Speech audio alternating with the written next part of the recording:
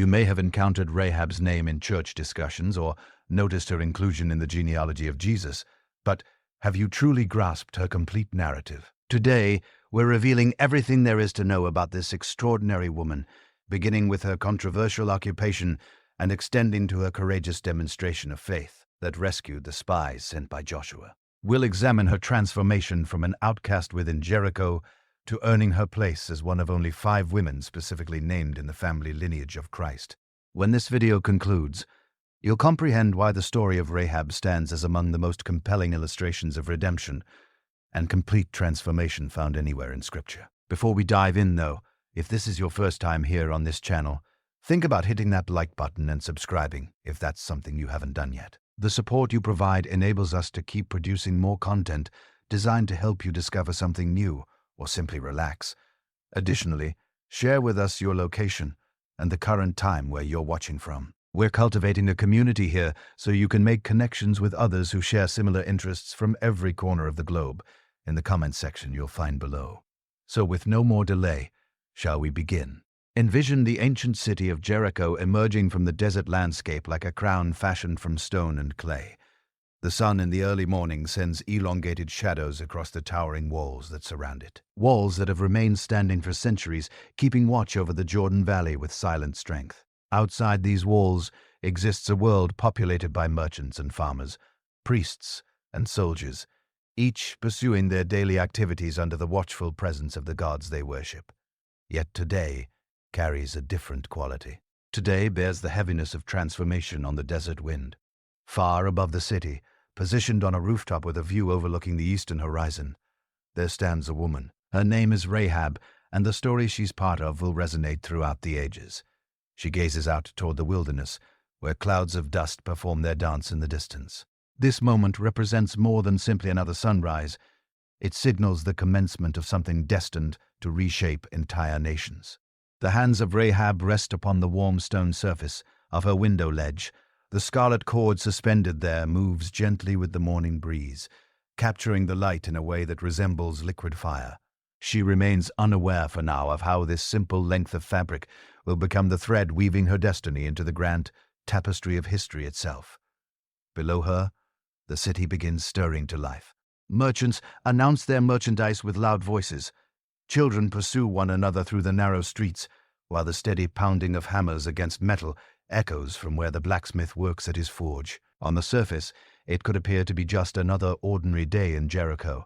Yet underneath that surface, tension accumulates like water pressing against a dam. Information has traveled through the city with the speed of wildfire. The Hebrew tribes are in motion, following 40 years spent wandering through the wilderness. They're at last approaching what was promised to them as their land. These are more than mere rumors at this point.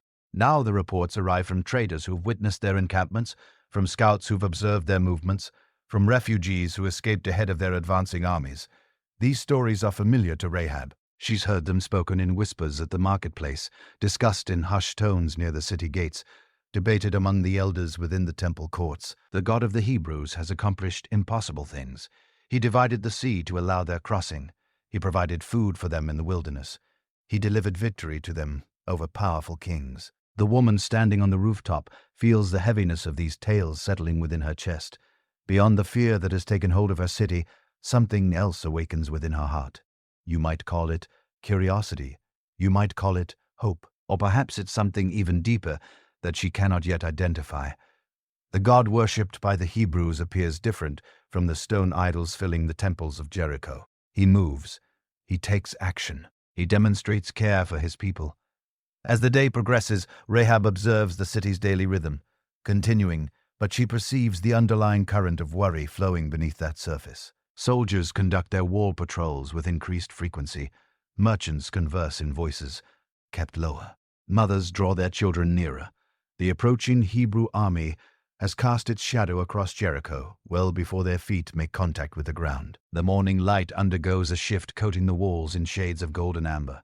The house where Rahab lives sits built into these very walls, its rooms carved from the ancient stone standing guard around the city. This location has been advantageous for her in conducting her trade, offering both privacy and convenient access for those seeking her services. Yet now this identical position places her at the precise edge between two worlds. To the west lies everything that's been familiar to her throughout her life. The temples dedicated to Baal and Asher, the marketplace where she's engaged in business for years, the neighbors who've become accustomed to her presence among them. To the east extends the unknown, a wilderness that presently contains an army unlike any the world has witnessed before. The life Rahab has lived has trained her in reading people, in detecting their fears and their desires. She observes the same expressions appearing on faces throughout the city. At this time, the tightened lips of wealthy merchants expressing worry about their trade routes, the creased brows of soldiers who understand their walls, might not prove sufficient. The empty eyes of the poor who possess nowhere to flee toward. Yet something else captures her attention. Among the worry and fear, she notices small demonstrations of kindness. A baker provides extra bread to a child who is hungry. A woman offers help to her elderly neighbor in carrying water. A father shares a story with his son to drive away nightmares. Even when facing approaching danger, the human spirit discovers ways to shine through. The sun continues climbing higher, and Rahab withdraws from her window. Yet the images stay with her. The distant dust clouds, the worried faces, the approaching change destined to transform everything she's ever known. She hasn't realized it yet, but two men are already making their way toward her city, bringing with them the key to her future. As this first part of her story draws to a close, Rahab stands positioned at the threshold between worlds. Behind her lies a life constructed on the margins of society, an existence carved out through cunning and survival. Ahead waits a future beyond her imagination, where the choices she makes will create ripples through generations, where her faith will be remembered long after the walls of Jericho have turned to dust. The scarlet cord continues its dance in the window, a banner representing hope against the backdrop of an approaching storm. Soon, very soon, everything will undergo change. Jericho, the city impossible to penetrate.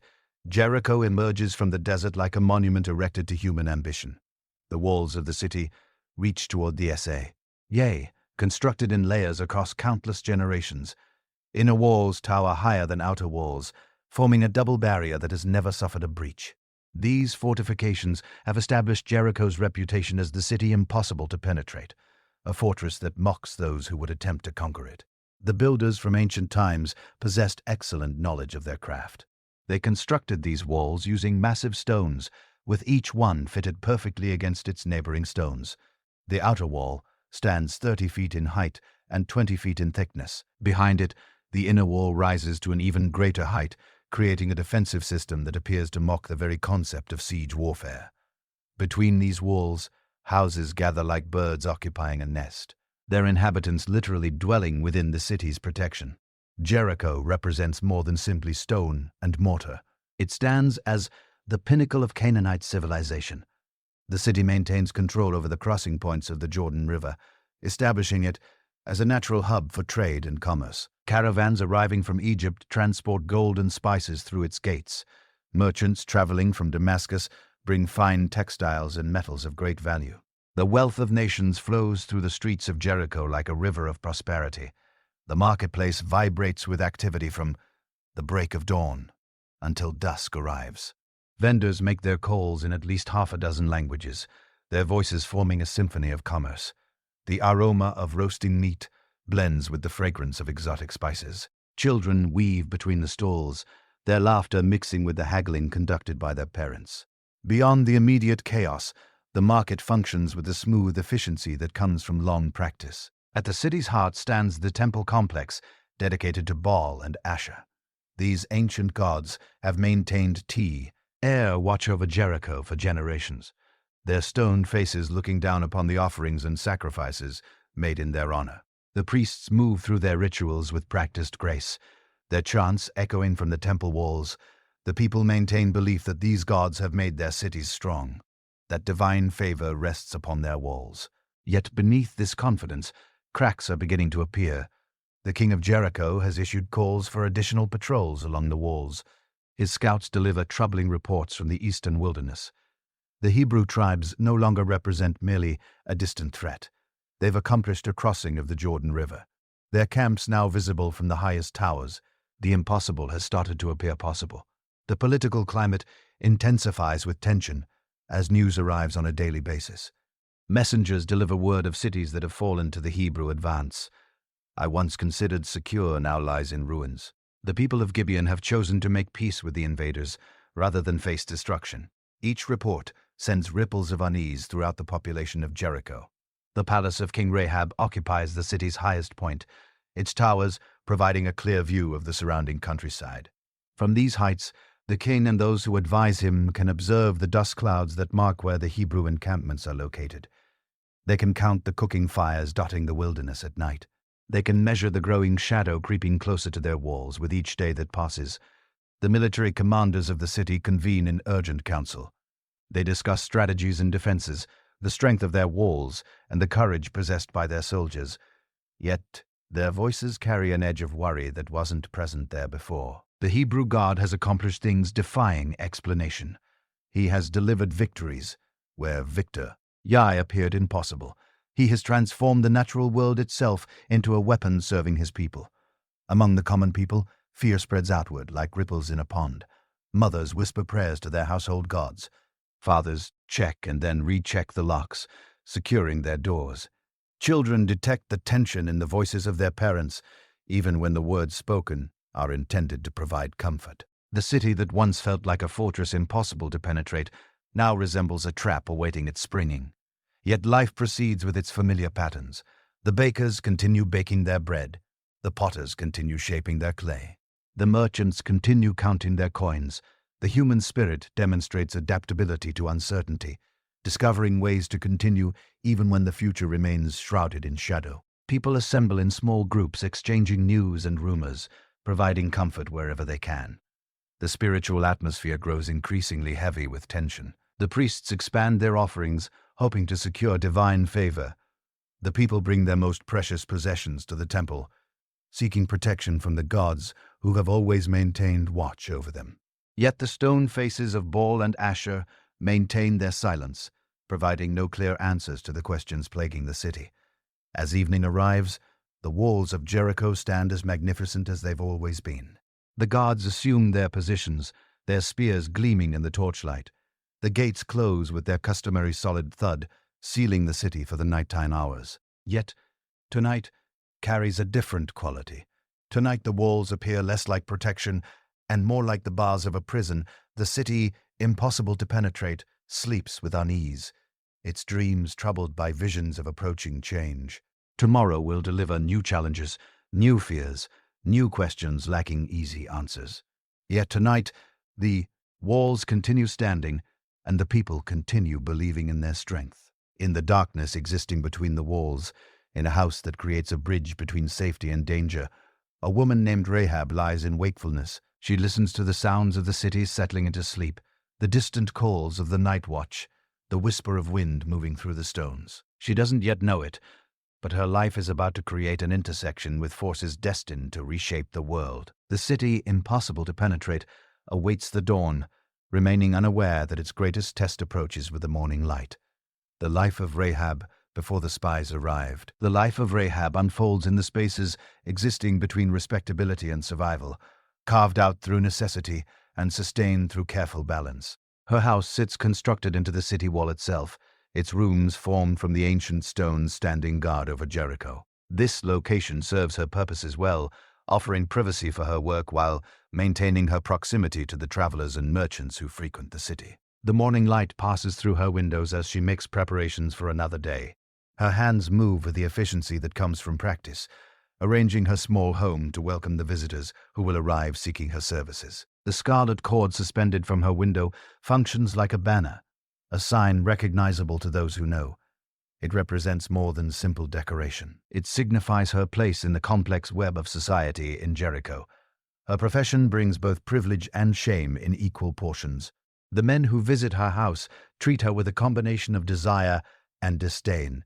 They require what she provides, yet she has developed the ability to read their faces, to comprehend their moods, to provide what they seek while protecting something. Natial within herself, the women of the city regard her with emotions that are complicated. Some look upon her with righteous disapproval, crossing to the opposite side of the street when they see her approaching. Others provide subtle nods of understanding, acknowledging the limited choices available to women in their world. A few even seek her out in quiet manner, requesting advice about matters they cannot discuss with anyone else.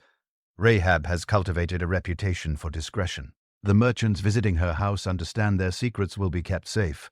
The soldiers seeking her company place their trust in her regarding their fears and doubts. The traveling dignitaries requiring her services depend on her silence.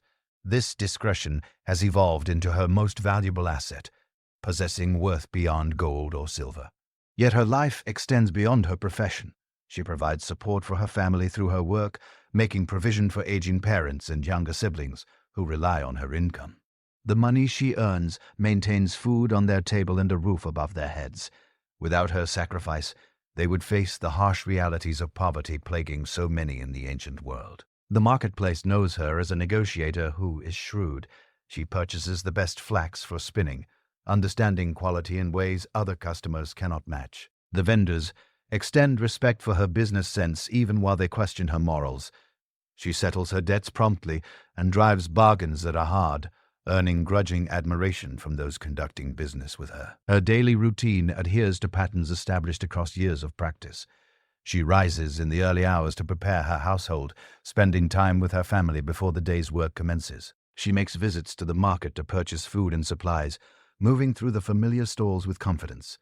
She maintains her home with careful attention, understanding that her livelihood depends on establishing the right atmosphere for her visitors. The religious life of the city flows around her like a river flowing around a stone. She observes the festivals and makes the offerings required. Yet, something within her remains unsatisfied. The gods of Jericho demand much, but appear to give little in return. Their stone faces provide no comfort, no genuine connection, no sense of purpose extending beyond the immediate needs of survival. At night, when her work has concluded and the city settles into sleep, Rahab frequently finds herself positioned at her window. She looks out across the walls toward the wilderness beyond, wondering what lies within the darkness. The stars above appear to whisper of possibilities she cannot name, of purposes greater than the narrow confines of her current existence. Her neighbors maintain a distance that is careful. They tolerate her presence because she creates no trouble and keeps to herself. Some even derive benefit from her discretion, feeling grateful for her willingness to remain silent about the indiscretions. Yet true friendship remains beyond reach, a luxury her position cannot afford. The power structure of the city acknowledges her existence without extending welcome for her participation. The priests pay her no attention unless they require something. The merchants utilize her services yet don't extend invitations into their circles. The nobles treat her as a necessary evil, tolerated yet never accepted. She exists in the margins, useful yet not valued. Yet within these constraints, Rahab has constructed a life possessing quiet dignity. She treats her visitors with respect, without regard to their station. She maintains her home with pride, creating beauty wherever she can. She provides care for her family with devotion, ensuring their needs receive attention, even at the cost of her own comfort. Her reputation extends beyond the city walls. Travelers speak of her in other cities, describing her as a woman possessing intelligence and discretion. Merchants include her house in their mental maps of Jericho, marking it as a place offering safety and comfort. This wider recognition provides her a measure of security that purely local acceptance could never supply. The approaching Hebrew army has begun creating effects on her business. Fewer travelers pay visits to the city, and those who do arrive seem more nervous and hurried. The local men seeking her services bring their fears along with them, speaking of rumors and possibilities that chill the blood. The very air appears charged with tension, as though the world itself holds its breath. Rahab perceives that change approaches like a storm visible on the horizon.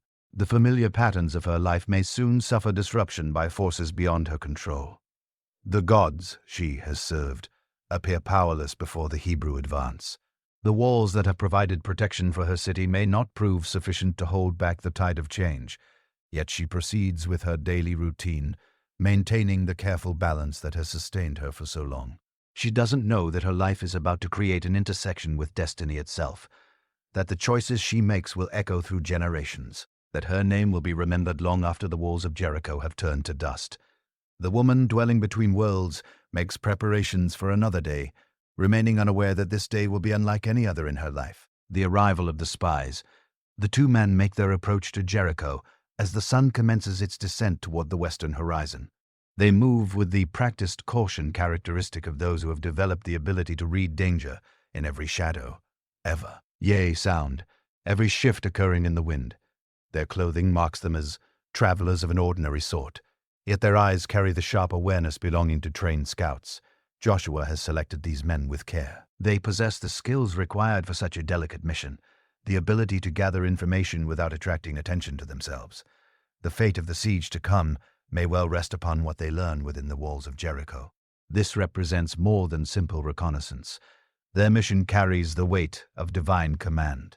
The city gates stand in an open position to receive the day's final visitors.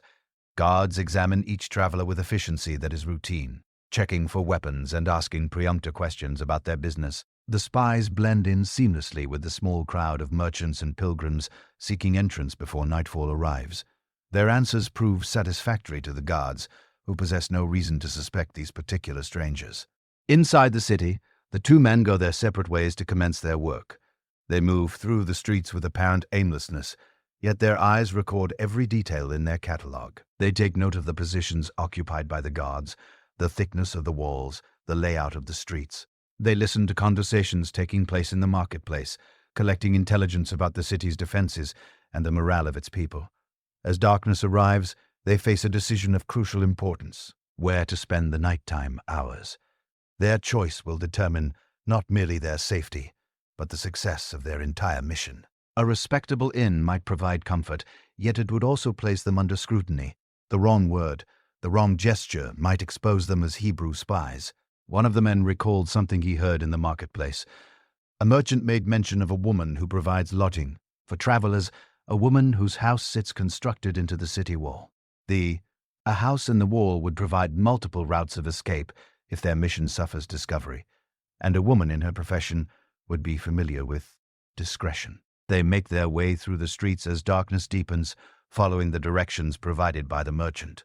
The narrow lanes twist and turn, leading them deeper into the residential areas where the wealthy merchants maintain their homes. Yet, they seek the section where the wall itself offers shelter, where the city's defenses become part of its living spaces.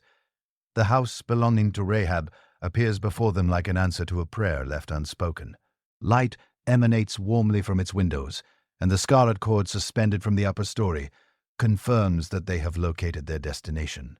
They make their approach to the door with the casual confidence of travelers who are ordinary, yet their hearts beat with the rhythm of men whose lives hang upon the next few moments. The woman opening the door studies them with eyes that are intelligent.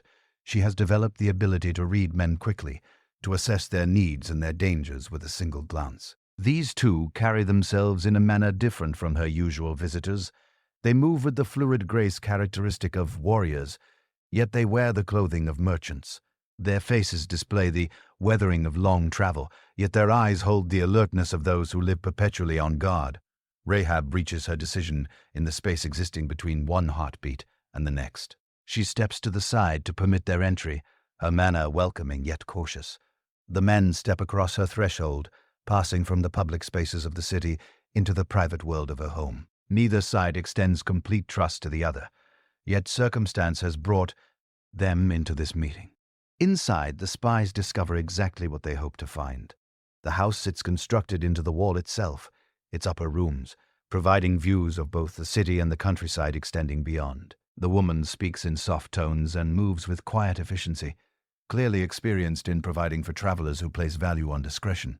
The arrangement appears perfect for their needs. Yet, even as they settle into their temporary refuge, danger begins closing in around them. Someone in the city possesses sharp eyes and a memory that is good. Someone has taken note that strangers entered Jericho today, strangers whose manner didn't quite align with their appearance. Word begins spreading through the network of informers serving the king's intelligence.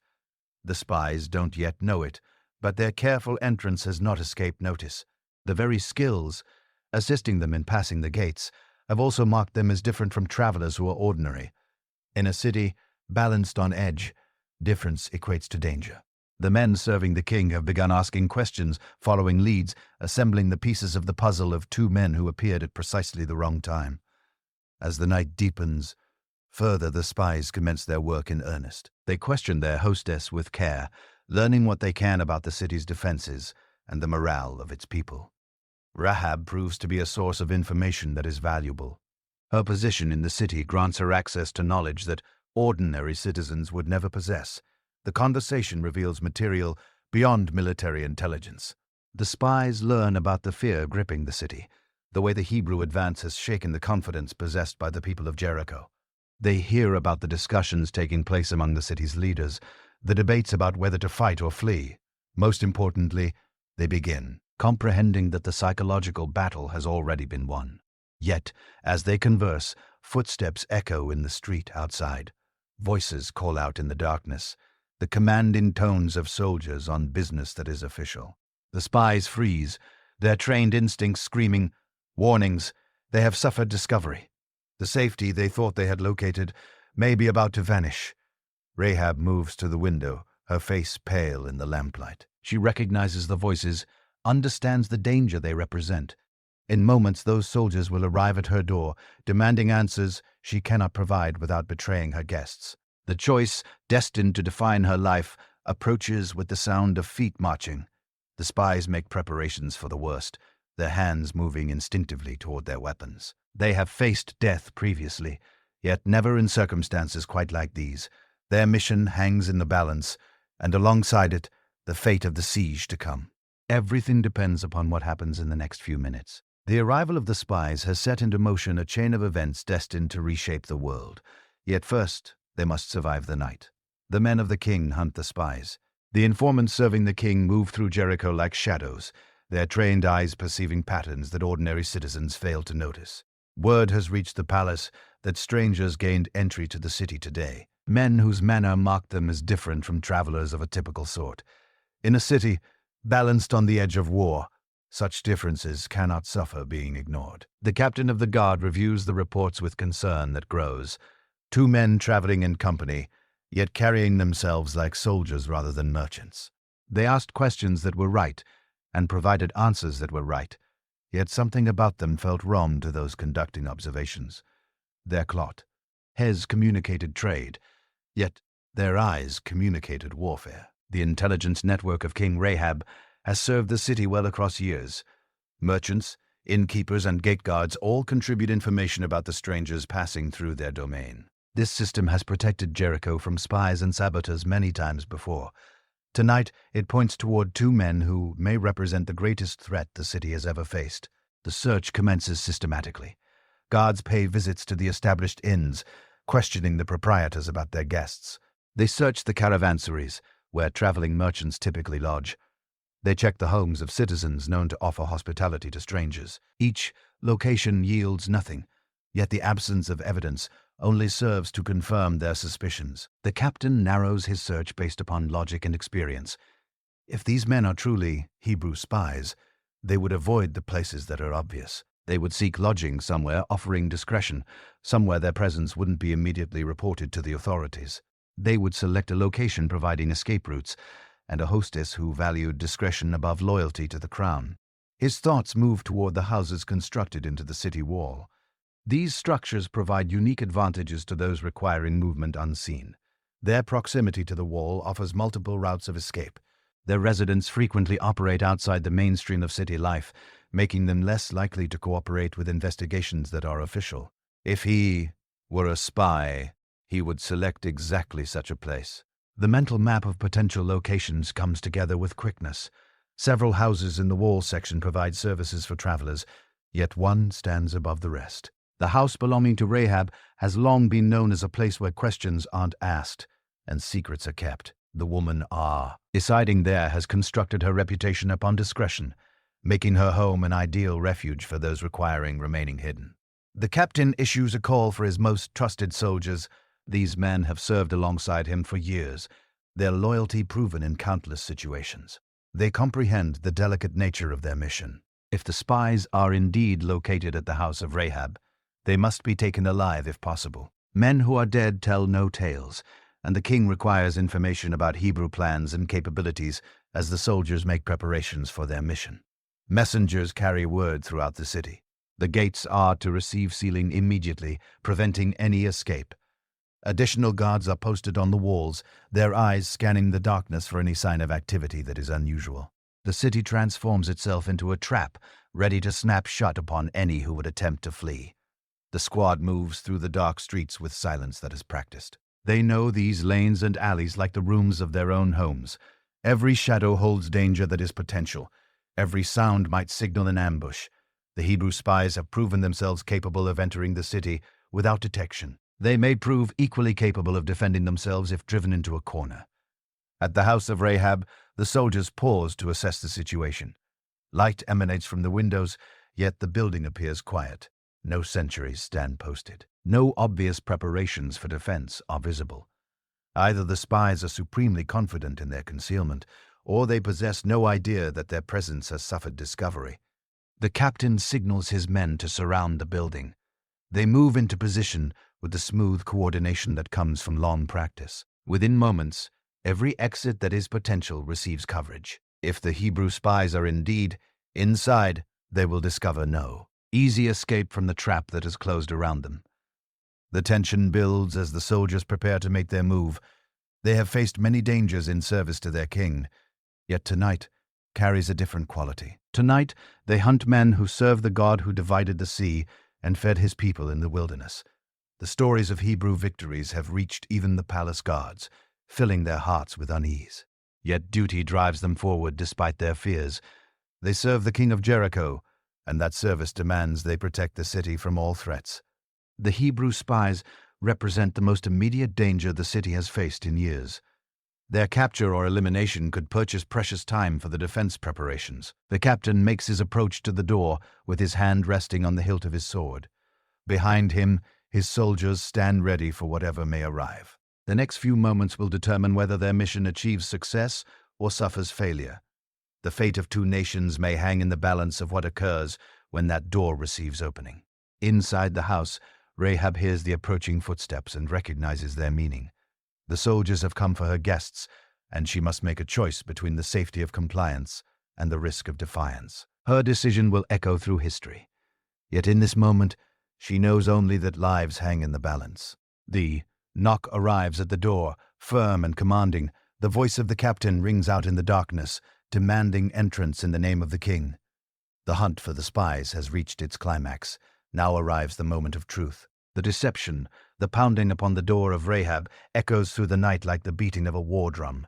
She recognizes the authority residing in that sound, the unmistakable demand of soldiers acting upon the orders of the king. Her guests freeze in the lamplight, their says reflecting the gravity of their situation. In moments, she must make a choice between her own safety and the lives of these strangers. The voice of the captain carries through the wooden door, formal and impatient. Open in the name of the king. We seek two men who gained entry to the city today. Men suspected of being Hebrew spies. We possess reason to believe they may be located in your house. The mind of Rahab races through the possibilities available. She could surrender her guests without delay, claiming ignorance of their true purpose. Such cooperation would offer protection from the wrath of the king and might even earn her a reward. Yet something deeper than calculation stays her hand. These men have placed their lives in her keeping, and she cannot simply hand them over to their fate. The spies make preparations for the worst, their hands moving toward their weapons. They have faced death previously, yet never while trapped in the house of a stranger with no clear avenue for escape. Their mission hangs in the balance, and alongside it the success of the siege to come. Everything depends upon what their hostess chooses to do in the next few moments. Yet Rahab has already reached her decision. She moves with purpose that is swift, gesturing for the spies to follow her. The house constructed into the wall provides advantages that buildings of an ordinary sort cannot offer. She leads them to the roof where bundles of flax lie drying in the air of night. The stalks offer perfect concealment for two men requiring becoming invisible. The spies comprehend immediately. They burrow into the flax like hunters, concealing themselves in grass that is tall. Their trained bodies discover positions minimizing their profile. The dried stalks close over them, transforming them from threats that are visible into shadows that are hidden. Years of military training have prepared them for exactly this type of concealment. Rahab arranges the flax with care, ensuring that no sign of disturbance remains visible. Her hands work with the efficiency that comes from practice, yet her heart pounds with the rhythm of fear and determination. She has committed herself to a course of action that could cost her everything. There is no possibility of turning back now. The pounding of the door intensifies in its insistence. The patience of the captain has limits, and those limits are approaching with quickness. Rahab smooths her clothing and composes her features, preparing to give the performance of her life. Everything depends upon her ability to convince these soldiers that she knows nothing of any spies. She opens the door with the careful balance of cooperation and confusion. Her expression suggests a woman awakened from sleep, slightly disoriented, yet willing to help. The soldiers push past her into the house, their eyes scanning every corner and shadow. They move with the thoroughness of men who have searched many buildings and know how to locate what they seek. "Yes," Rahab says, her voice carrying precisely the right note of remembrance. "2 men did arrive at my home today. They came as the city gates were undergoing closure, seeking lodging for the night. I provided them with food and shelter, as is my custom with travelers." The captain studies her face, searching for signs of deception. He has questioned many people across the years and has developed the ability to read the subtle signs of guilt and fear. Yet, the expression of Rahab remains steady, her manner suggesting nothing more than a citizen's desire to cooperate with authority. "Where are they at this moment?" he demands, his voice sharp with suspicion. Rahab spreads her hands in a gesture indicating ignorance. "I don't possess knowledge of where they came from, or where they were going. They depart. Wretted before the gates underwent closing for the night. If you make haste, you may catch them on the road toward the fords of the Jordan." The lie flows from her lips like water being poured from a picture. She has developed the ability to read men well in her profession, understanding what they want to hear and how to present information in ways serving her purposes. Tonight, those skills may result in saving lives. The soldiers conduct a thorough search of the house, their trained eyes examining every possible hiding place. They check the rooms, the storage areas, the spaces beneath the stairs. They discover nothing suspicious, nothing suggesting the presence of Hebrew spies. The house appears exactly as it should, the home of a woman providing services to travelers. Yet the captain remains unconvinced. Something about the situation feels wrong, though he cannot identify exactly what troubles him. Perhaps it is the apparent calm of the woman, or the way her story fits together with excessive neatness. Perhaps it is simply the tension filling the air whenever the Hebrew advance receives mention. "You're certain they departed before the gates underwent closing?" he presses, studying her reaction with care. "Absolutely certain," Rahab replies without hesitation. "They were anxious to continue their journey. They spoke of reaching the Jordan crossing before dawn arrives. I assumed they had urgent business awaiting them." The captain weighs her words against his instincts. The story possesses sense, yet spies would naturally attempt leaving the city with quickness after completing their mission. The timing could be coincidental, or it could be exactly what one would anticipate from Hebrew scouts gathering intelligence about the defenses of Jericho. Time evolves into a factor in his decision. If the spies have indeed departed from the city, every moment spent in Conti, nude searching permits them to travel farther from pursuit. The fords of the Jordan are only a few hours' ride away. Once the spies accomplish crossing the river, they will be beyond reach, safely among their own people. "Show me the room where they stayed," he orders, making one final attempt to uncover evidence of their presence. Rahab leads him to the guest chamber, a simple room furnished with sleeping mats and a table that is small. The space displays signs of recent occupation, yet nothing that specifically identifies Hebrew spies. The captain examines the room with care, searching for anything that might betray the true identity of its recent occupants. He discovers nothing definitive. The room appears exactly as it should after hosting 2 travelers who are ordinary. Whatever evidence might have existed has been either removed or concealed with expertise. The woman has maintained her story with consistency, and the physical evidence provides support for her account. The captain reaches his decision. "If you're lying to me, woman, you'll provide answers to the king himself. Yet if these men have truly departed from the city, we're wasting time that is precious. Every moment we delay permits them to travel farther from our reach." He signals his men to prepare for departure. The chase must commence immediately if any hope exists of catching the spies before they reach safety. The soldiers file out of the house with efficiency, that is, disciplined, their minds already focused on the pursuit lying ahead. As the last soldier vanishes into the darkness, Rahab closes the door and leans against it. Her hands tremble slightly as the full weight of what she has accomplished settles upon her. She has deceived the men serving the king, lied to their faces, and sent them chasing shadows into the night. The consequences of discovery would be severe beyond imagination. Yet, above T, she feels something else, a sense of rightness, of having made a choice aligning with purposes greater than her own immediate safety. The God of the Hebrews has somehow utilized her to protect his servants. She has become part of a story much larger than herself. The deception has achieved success, yet the night remains far from over. The challenge that is real still lies ahead. The bargain of Rahab, the sound of the footsteps of the soldiers fades into the distance, leaving behind a silence that feels heavy with possibility. Rahab remains positioned by the door, her ear pressed to the wood, listening for any sign that the patrol might return. Only when she holds certainty they have truly gone does she permit herself to move away from the entrance. She climbs to the roof, where the two spies remain concealed beneath the flax that is dried. The stalks rustle in a soft manner as the men emerge from their concealment, their faces reflecting relief and weariness in equal measure. They have survived the danger that was immediate, yet they comprehend that their situation remains precarious. "The soldiers have departed," Rahab whispers, her voice barely audible in the air of night. "They believe you have fled the city and crossed the Jordan, and they ride toward the fords even now, pursuing shadows, while you remain concealed in safety." The spies exchange glances, recognizing the magnitude of what this woman has accomplished for them.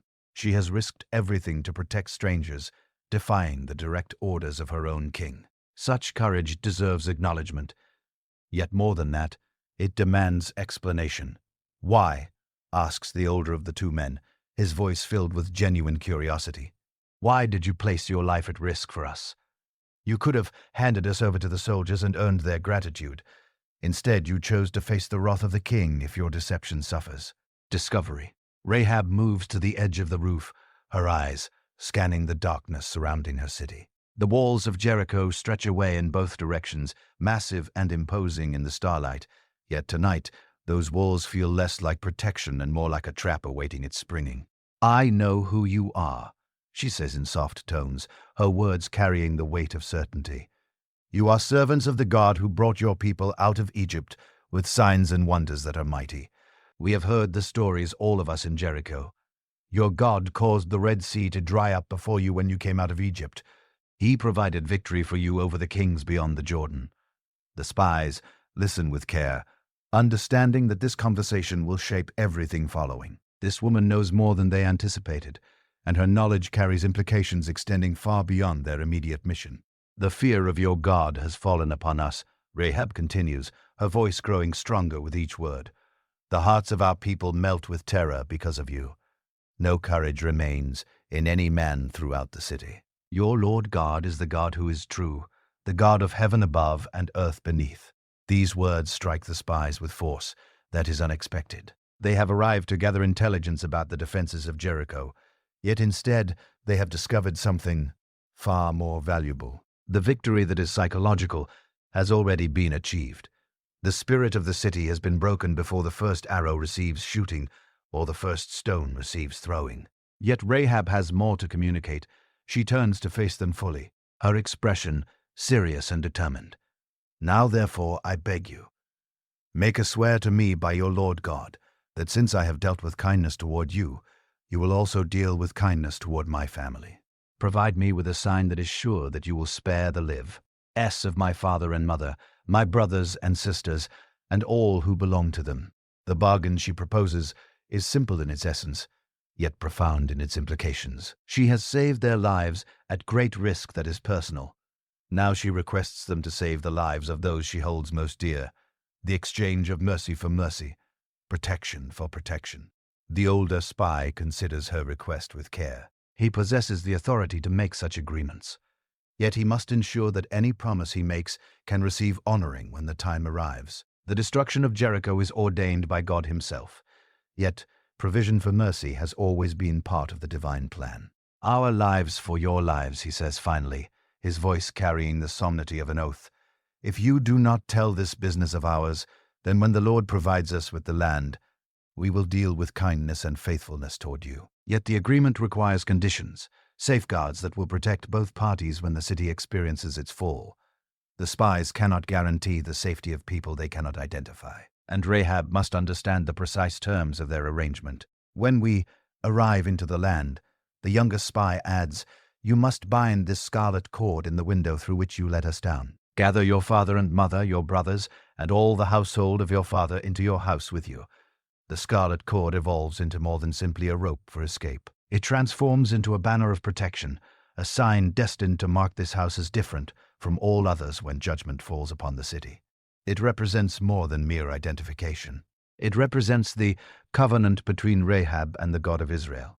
Whoever goes out through the doors of your house into the street will be responsible for his own blood. The older spy explains, ensuring she comprehends the gravity of the conditions. We will be innocent of his death. Yet if anyone who is with you in the house suffers harm, his blood will be upon our head. The terms are clear and specific. Safety exists only within the house that is marked only for those who choose to place trust in the protection offered by the God of the Hebrews. The scarlet cord will serve as both beacon and boundary, marking the place where mercy achieves triumph over judgment. Rahab accepts these conditions without any hesitation. The bargain provides hope where none existed before, a chance for survival in the face of destruction. That is certain. According to your words, so may it be, she says, sealing the agreement with her consent. The weight of what has occurred settles upon all three of them. They have formed an alliance transcending the boundaries of nation and culture. A woman of Canaan and two spies of Hebrew origin have discovered common ground in their recognition of power that is divine and their mutual need for mercy. The air of night carries the distant sounds of the city, settling into sleep. Guards call out their positions on the walls. Dogs bark in the distance. The normal rhythms of life continue, remaining unaware that history has been made upon this rooftop. A covenant has been struck, destined to echo through generations. Rahab looks at the scarlet cord in her hand, understanding that it represents far more than rope. It symbolizes her faith in a God she has never served, her trust in men she barely knows, her hope for a future she cannot fully imagine. The cord will hang in her window as a declaration of allegiance to powers greater than those ruling Jericho. The bargain has been struck, the terms have undergone agreement, the conditions have received acceptance. Now arrives the part that is difficult, maintaining faith while awaiting deliverance, keeping hope alive while observing a city preparing for war, trusting in promises while surrounded by those who would consider such trust the ultimate betrayal. The woman dwelling between worlds has chosen her side. The men who serve the God of heaven have discovered an ally who is unexpected. The stage receives setting for the drama destined to unfold when the walls of Jericho face their greatest test. A woman of faith. The scarlet cord feels different in the hands of Rahab, now transformed from simple rope into something sacred. She turns it over in a slow manner, studying its texture and color in the pale starlight. This ordinary piece of fabric has become the thread connecting her to a future she can barely comprehend, a lifeline extending toward the God of Israel. "Tell me about your God," she says in quiet tones, her voice carrying a hunger that surprises even herself. "I want to develop understanding of the power that makes kings who are mighty tremble and causes the waters themselves to obey." The older spy settles more comfortably upon the rooftop, recognizing the importance of this moment. This woman placed everything at risk for them, and her questions deserve answers that are honest. More than that, her interest suggests a spiritual awakening extending far beyond mere calculation that is political. "The Lord our God is not like the gods of other nations." He begins, his voice taking on the rhythm of one who has told this story many times. He doesn't live in temples crafted by human hands, and he doesn't need gifts of gold or silver to listen when his people pray. He is the God who lives, the one who made the heavens and the earth. Rahab listens with the focus of someone who's hearing about water after spending years wandering through a desert. The deities of Jericho have always seemed far away and hard to please, needing complicated ceremonies and expensive offerings while giving back very little. This deity seems completely different, approachable and compassionate instead of distant and uncaring. For 400 years, We lived as slaves in Egypt. The spy goes on, his words creating vivid images in the darkness. Our people cried out beneath the weight of their suffering, and the Lord heard their cries of anguish. He brought Moses forward to guide us out, showing his might through miraculous signs and wonders that shook the very foundations of Pharaoh's realm. The stories bloom like flowers opening in springtime.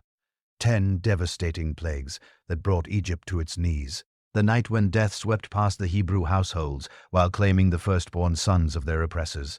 The dramatic flight that brought them to the shores of the Red Sea, with Pharaoh's army bearing down on them from behind. We found ourselves at the water's edge with no escape route.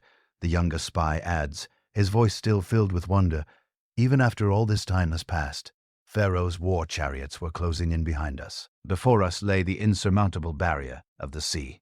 But Moses raised his staff high, and the Lord pushed back the waters with a powerful wind from the east. Rahab can picture the scene unfolding, towering walls of water standing like transparent cliffs, the seafloor exposed and turned to dry land, an entire nation crossing over on feet that should have been soaked but stayed completely dry. Such power defies all logic, yet the proof of its truth surrounds her right now. Your people actually walked straight through the sea, she asks, wonder filling her voice. Every single man, woman, and child, the older spy confirms. Our livestock and herds, our belongings and valuables, everything crossed safely to the far side, while the waters stood like solid walls to our right and to our left. The image burns itself permanently into Rahab's mind. She spent her whole life living near the Jordan River, understanding what moving water can do. The thought of such enormous forces held back by divine command pushes her understanding to its absolute limits. Yet the evidence of Hebrew victories makes these stories impossible to brush aside. And when your enemies pursued you into the sea, she presses forward, though she suspects she knows what comes next. The Lord looked down on the Egyptian army and threw them into complete chaos. The spy responds, his voice becoming more somber. The waters came rushing back and covered the chariots and horsemen of Pharaoh's entire force. Not a single one survived. The silence that follows carries the full weight of divine judgment. Rahab realizes she's glimpsed something both awesome and terrifying. A God who delivers his people and destroys their enemies with the same ease. The implications for her own city settle like a heavy stone upon her heart. We wandered for 40 years through the wilderness. The younger spy continues, learning how to trust in the Lord's provision. He sustained us with bread falling from heaven, brought us water flowing from solid rock, and guided us with a pillar of cloud during the day and fire throughout the night. Every single need was met. Every promise came to pass. These accounts reshape how Rahab understands divine power. The gods of Jericho demand much while providing little. They require grand temples and costly sacrifices while offering shaky protection and unreliable favor. This Hebrew deity seems to find joy in caring for his people, meeting their needs without demanding payment they're unable to give. But why are you sharing these things with me? Rahab asks, though part of her mind already grasps the answer. Why reveal such sacred stories to a woman like me? The older spy's expression softens in the starlight. Because the Lord our God makes no distinction between wealthy and poor, between Hebrew and foreigner, between those born within the covenant and those who decide to enter it. He examines the heart, not the heritage. These words strike Rahab with unexpected power. Throughout her entire life, she's been defined by her work, her social standing, her place in Jericho's hierarchy. The concept of a God who looks past such surface details to examine the heart itself offers hope she never dared to imagine before. You speak of deciding to enter the covenant, she says carefully. Could such a decision truly be mine to make? Your decision has already been shown. The younger spy responds with a smile. Tonight, when you decided to protect us instead of betraying us, you demonstrated that your heart belongs to the Lord instead of to the gods of Jericho. Your faith has preserved not only our lives, but your own soul as well. The transformation happens slowly like dawn spreading across the eastern hills. Rahab feels something shifting deep within her spirit, a recognition of truth that goes deeper than simple intellectual understanding. The God of Israel has been drawing her toward himself through the stories she's heard. the fear that has seized her city, and now through the living testimony of these men. "I want to serve your God," she says simply, the words rising from the deepest part of her being. "Whatever the cost, whatever it demands, I want to belong to the Lord instead of to gods who have never truly seen me." The declaration hangs in the night air like a prayer rising toward heaven. A woman of Jericho has decided to place her faith in the God of Israel, crossing boundaries of culture and nation to embrace a destiny she cannot fully understand. The scarlet cord in her hands has become more than just a sign of protection. It is transformed into a symbol of covenant, connecting her to the God who sees the heart and welcomes everyone who seeks him. The faith that will save her life has taken root deep in her soul, growing strong in the darkness before dawn breaks. The escape plan takes shape. The eastern horizon displays the first faint hints of approaching dawn, painting the sky in shades of deep purple and soft gold. Time has become their enemy now. Each moment that passes brings the return of full daylight and the growing danger of being discovered. The spies need to escape Jericho before the city wakes to another day of normal business. Rahab guides them to the window that looks outward from the city, away from the streets and squares where people rising early might observe their descent. The wall here drops away steeply into a ravine, offering natural cover for those who understand how to use it. More than just a way out, this window provides access to the wilderness where Hebrew forces are waiting. The scarlet cord in her hands takes on fresh significance as she prepares to lower the spies to safety. What started as a symbol of her profession will transform into a banner of protection, marking her house for preservation when judgment comes upon the city.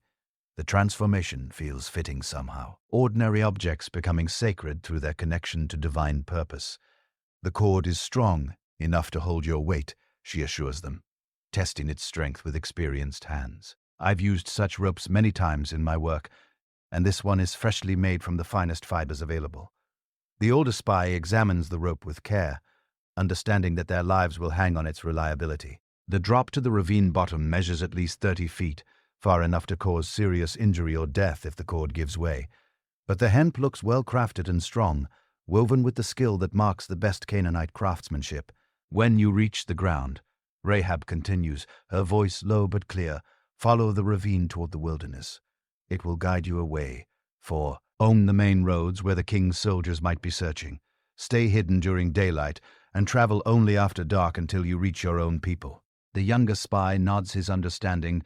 They've memorized the routes they would need to take if their mission went wrong, but local knowledge always proves valuable. This woman's guidance could save them hours of dangerous travel time. 3 days, the older spy says, repeating the instructions they gave her earlier. Hide yourselves in the hills for 3 days until the pursuers come back. Then you can go on your way safely. The timing is absolutely critical. The soldiers who left the city pursuing phantom spies will need time to search the Jordan crossings and return to report their failure. Only when the immediate hunt has ended will the real spies be able to move safely through the countryside toward their own lines. Rahab fastens one end of the cord to a heavy beam that runs across her window frame. The wood has been seasoned by years of desert sun and wind, making it strong enough to anchor the rope without fear of it breaking. She tests the knot with several sharp tugs, making certain it will hold under the stress of supporting a man's full weight. "Remember the terms of our agreement," the older spy says as he prepares to descend. "When we return with our army, tie this same cord in the window. Gather all your family into your house and keep them here. Anyone who goes outside will be beyond our protection. The instructions carry the weight of life and death." Rahab nods solemnly, understanding that the success of their arrangement depends on her ability to follow these directions. Precisely. The scarlet cord must hang in the window as a marker. Her family must stay within the house. The terms are straightforward but absolutely vital. "What if they refuse to come?" she asks, voicing a fear that has been growing in her heart. "What if my family decides not to believe that your God will keep them safe? What if they prefer to trust in Jericho's walls instead of in your promises?" The question reflects a deeper concern than simple family dynamics. Rahab has made a choice to place her faith in the Hebrew God. But that choice cannot be forced upon others. Each person must decide for themselves whether to trust in stone walls or divine protection, whether to rely on human strength or supernatural mercy. You can only offer them the choice. The younger spy responds gently. "The Lord never forces faith upon hearts that are unwilling. But those who decide to trust in his protection will discover that his promises never fail. The first spy begins his descent, moving with the practiced ease of a soldier used to dangerous climbs. The rope holds his weight without complaint, and he vanishes quickly into the shadows of the ravine below. Within moments, his soft whistle signals that he's reached the ground safely. The second spy pauses at the window, looking back at the woman who has saved their lives. "The Lord our God will remember your kindness," he says simply. "Your name will be spoken with honor among our people for generations to come." Then he too vanishes over the sill, sliding down the cord with military efficiency. The soft scrape of his feet against the wall mingles with the distant sounds of the city waking up. A dog barks somewhere in the darkness. A rooster announces the approaching dawn. Normal life continues, unaware that history has been made in the space between one heartbeat and the next. Rahab watches until both men disappear into the wilderness, their dark forms absorbed by the broken terrain that surrounds Jericho. The mission that brought them to her door has been completed successfully. They carry with them not only intelligence about the city's defenses, but also the knowledge that fear has already conquered Jericho's spirit. She pulls the rope back up and coils it carefully, understanding that this same cord will soon hang in her window as a banner of hope. The scarlet color that once marked her profession will transform into a symbol of divine mercy, visible proof that the God of Israel extends his protection to everyone who seeks it. The escape plan has worked, but Rahab's greatest challenge still lies ahead. She must convince her family to trust in promises they cannot see, to place their faith in a God they have never served, to believe that their survival depends on remaining in a house marked for preservation, while the city around them crumbles. Dawn breaks over Jericho as the woman who chose faith over fear prepares for the most difficult conversation of her life. The spies return to Joshua. The two spies move through the wilderness like shadows given flesh, their training evident in every step and gesture. For 3 days, they stay hidden in the rocky hills that surround Jericho, watching the dust clouds raised by the king's soldiers as they search the Jordan crossings for men who were never there. Only when the pursuit turns back toward the city do they begin their own journey home. The landscape they cross tells the story of divine preparation. Springs of fresh water appear precisely where they need them. Natural shelter presents itself when the desert sun grows too intense. Game trails guide them safely around the camps of hostile tribes. Every detail speaks of a God who goes ahead of his people, preparing their way. The Hebrew camp spreads across the plains like a vast city of tents and banners. Smoke rises from countless cooking fires, and the sounds of daily life create a familiar simony of home. After days of moving through enemy territory, the sight of their own people brings relief that goes deeper than words can capture. Joshua's tent stands at the center of the encampment, marked by the banners that identify it as the place where Israel's leader conducts the business of war and governance. Guards recognize the returning spies immediately, their faces showing the relief of men who feared these scouts might never return from their dangerous mission. "Bring them to Joshua right away," the captain of the guard commands. The leader of Israel has been waiting for their report since the day they departed for Jericho. The spies make their way, rough, the familiar bustle of the camp, greeting friends and fellow soldiers with quiet nods. Their mission has succeeded beyond all expectations, but the full implications of what they learned will only become clear when they share their intelligence with Israel's commander. Joshua looks up from the map spread across his table as the two men enter his tent. His face shows the strain of a leader carrying the weight of an entire nation's future. The conquest of Jericho represents more than just another military victory. It will establish Israel's foothold in the Promised Land and demonstrate God's faithfulness to his covenant promises. "Report," Joshua says simply, his voice carrying the authority of one accustomed to command. The older spy steps forward, his words careful and precise. "We have seen the land, and indeed the Lord has delivered all of it into our hands. The people of Jericho are melting with fear because of us." These opening words carry implications that go far beyond military intelligence. The psychological battle has already been won. The reputation of Israel's God has gone before them into Canaan, breaking the spirit of resistance before the first arrow flies. "Tell me about their defenses," Joshua commands, leaning forward with intense focus. The younger spy provides the details their leader needs. "The walls are powerful, built in layers with massive stones. The outer wall stands 30 feet high and 20 feet thick. The inner wall rises even higher, but the people behind those walls have lost their courage. The military analysis continues with professional thoroughness: guard positions, weak points in the fortifications, the layout of the streets, the location of the king's palace. Every detail that might prove useful in the coming siege is catalogued and explained, but the most significant intelligence has nothing to do with stone and mortar. The fear of our God has fallen upon them. The older spy continues. They've heard about our escape from Egypt, about the miracles in the wilderness, about our victories over the kings beyond the Jordan. Their hearts are melting like wax before fire. Joshua absorbs this information with the satisfaction of a commander whose strategy has already achieved its primary objective. Terror is often more effective than siege engines in bringing down enemy strongholds. An army that has lost its will to fight has already lost the battle. What of the people themselves? Joshua asks, are they united in their resistance? Or do divisions exist that we might use to our advantage? The spies exchange glances, remembering the woman who saved their lives. We found an ally within the city, the older spy reports carefully, a woman named Rahab, who showed us kindness and protected us from the king's soldiers. She has expressed faith in our God and requested mercy for herself and her family when the city falls. The request for mercy presents no problems for Joshua. The God of Israel has always made provision for those who choose to join themselves to his people. Ruth the Moabites, Caleb the Kenizzite, and countless others have found acceptance among the tribes of Israel through their faith rather than their heritage.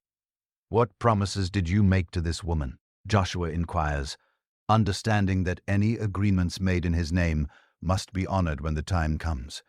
We swore to spare her life and the lives of her family members if she fulfills certain conditions. The younger spy explains. She must tie a scarlet cord in her window as a sign, and she must gather all her relatives into her house during the attack. Anyone who ventures outside will be beyond our protection. Joshua nods his approval. The terms are reasonable and consistent with divine justice. Those who choose to trust in God's mercy will find that mercy, avai, label. Those who reject it will face the consequences of their choice. The woman's house is built into the wall itself.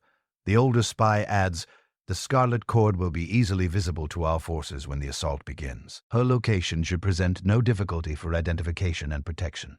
The intelligence report concludes with strategic recommendations based on their observations. The city's morale is shattered, its people paralyzed by fear. A swift, decisive assault will likely succeed, where a prolonged siege might allow the defenders time to recover their courage. But Joshua has already received his orders from a higher authority. The conquest of Jericho will follow God's plan, rather than conventional military wisdom. The walls will fall not through human strength, but through divine power, demonstrating to all nations that Israel serves the living God. Your mission has succeeded beyond all expectations. Joshua tells the two spies, you have confirmed that the Lord has indeed delivered this land into our hands. The people of Jericho know that their gods cannot protect them from the power of our God. The spies receive their commander praise with the quiet satisfaction of men who have completed a difficult task successfully. They have gathered intelligence that will prove invaluable in the coming campaign. More than that, they have seen first-hand evidence that God goes before his people, preparing their victory through the fears and faith of their enemies. As they leave Joshua's tent, the two men carry with them the knowledge that they have participated in something greater than simple military reconnaissance. They have witnessed the power of divine reputation, seen how the glory of God's past actions shapes the possibilities of future conquest. The stage is set for the most unusual siege in military history, a campaign that will demonstrate divine power rather than human strength, where walls will fall to trumpets rather than battering rams. The spies have returned with confirmation that the Lord has given Jericho into Israel's hands. Now comes the time to claim that promise. The Israelite advance unfolds. The morning light danced across the Jordan River, casting golden ripples that seemed to whisper ancient promises. Joshua stood at the water's edge, his weathered hands gripping the staff that had guided his people through countless wanderings. Behind him, the vast multitude of Israel stretched across the plains like a living sea of hope and determination. The river before them flowed with unusual force that spring. Winter rains had swollen its banks, transforming the normally manageable crossing into a rushing torrent that seemed to mock any attempt at passage.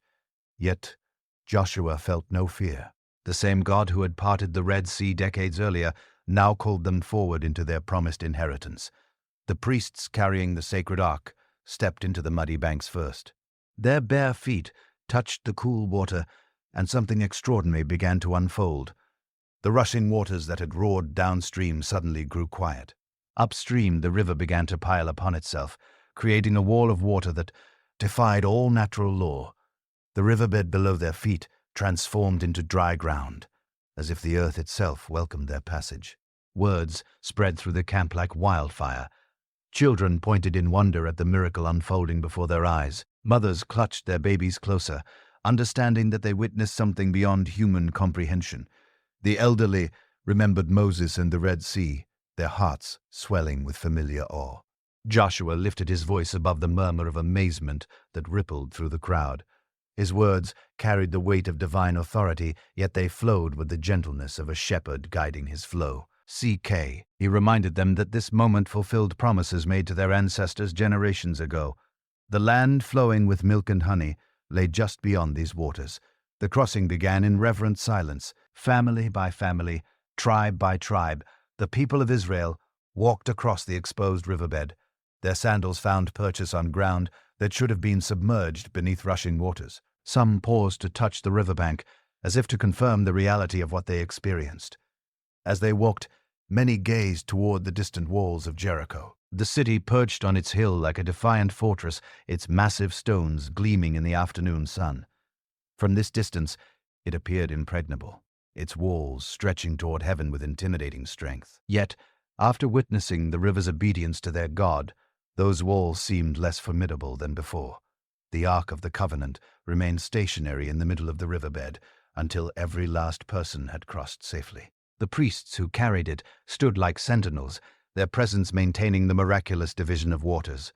Only when Joshua gave the signal did they lift their burden and complete their own crossing. Behind them, the Jordan resumed its natural course with a thunderous roar. The waters that had stood at attention now rushed forward with renewed vigor, as if eager to reclaim their ancient path. The crossing was complete, but its memory would echo through generations.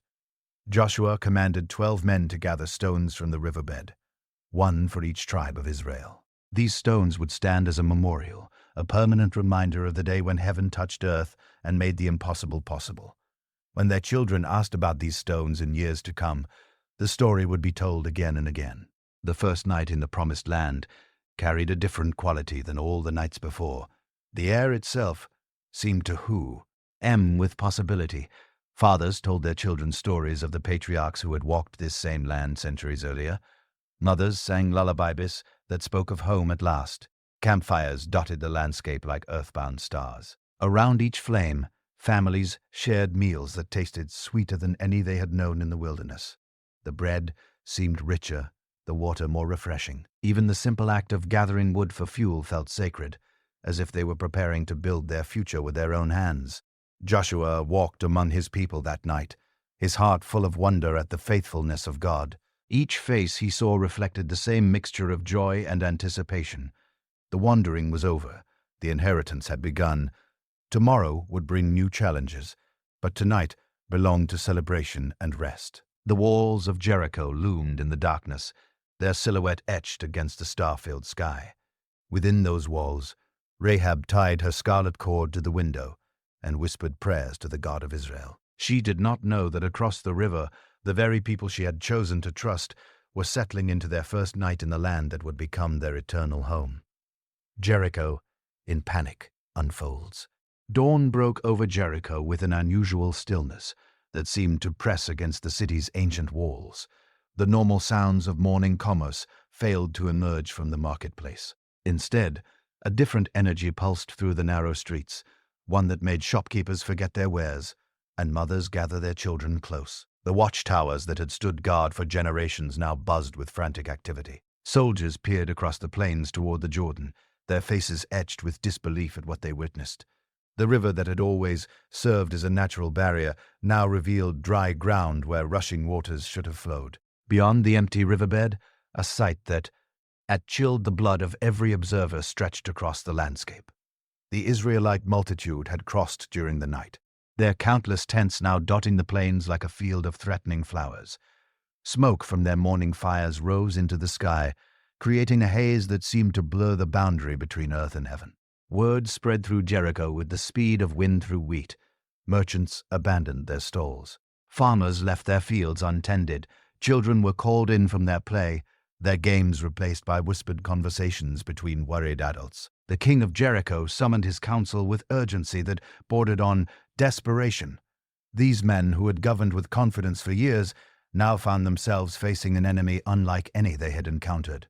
The reports from their spies painted a picture of a people guided by powers beyond human understanding. In the council chamber, voices rose and fell like waves against a crumbling shore. Some argued for immediate attack, believing that swift action might catch the Israelites before they could organize. Others counseled defensive strategies, trusting in the massive walls that had protected the city for generations. The king listened to each voice, but his mind churned with memories of recent reports. Egyptian cities reduced to ruins, mighty armies scattered like leaves before a storm. Nations that had stood for centuries now existed only in the memories of survivors. Outside the palace walls, the citizens of Jericho went about their daily routines with force normally. Bakers still baked their bread, though their hands trembled as they kneaded the dough. Weavers continued their work, though they paused frequently to gaze toward the windows, as if the threads themselves might reveal the future. The priests of Jericho's gods worked frantically to appease their deities. Incense burned continuously in the temples. Sacrifices were offered with renewed fervor. Yet the gods remained silent, their stone faces offering no comfort to the desperate prayers of their people. Children sensed the change in their world, though they could not name it. Their games became quieter, their laughter less frequent.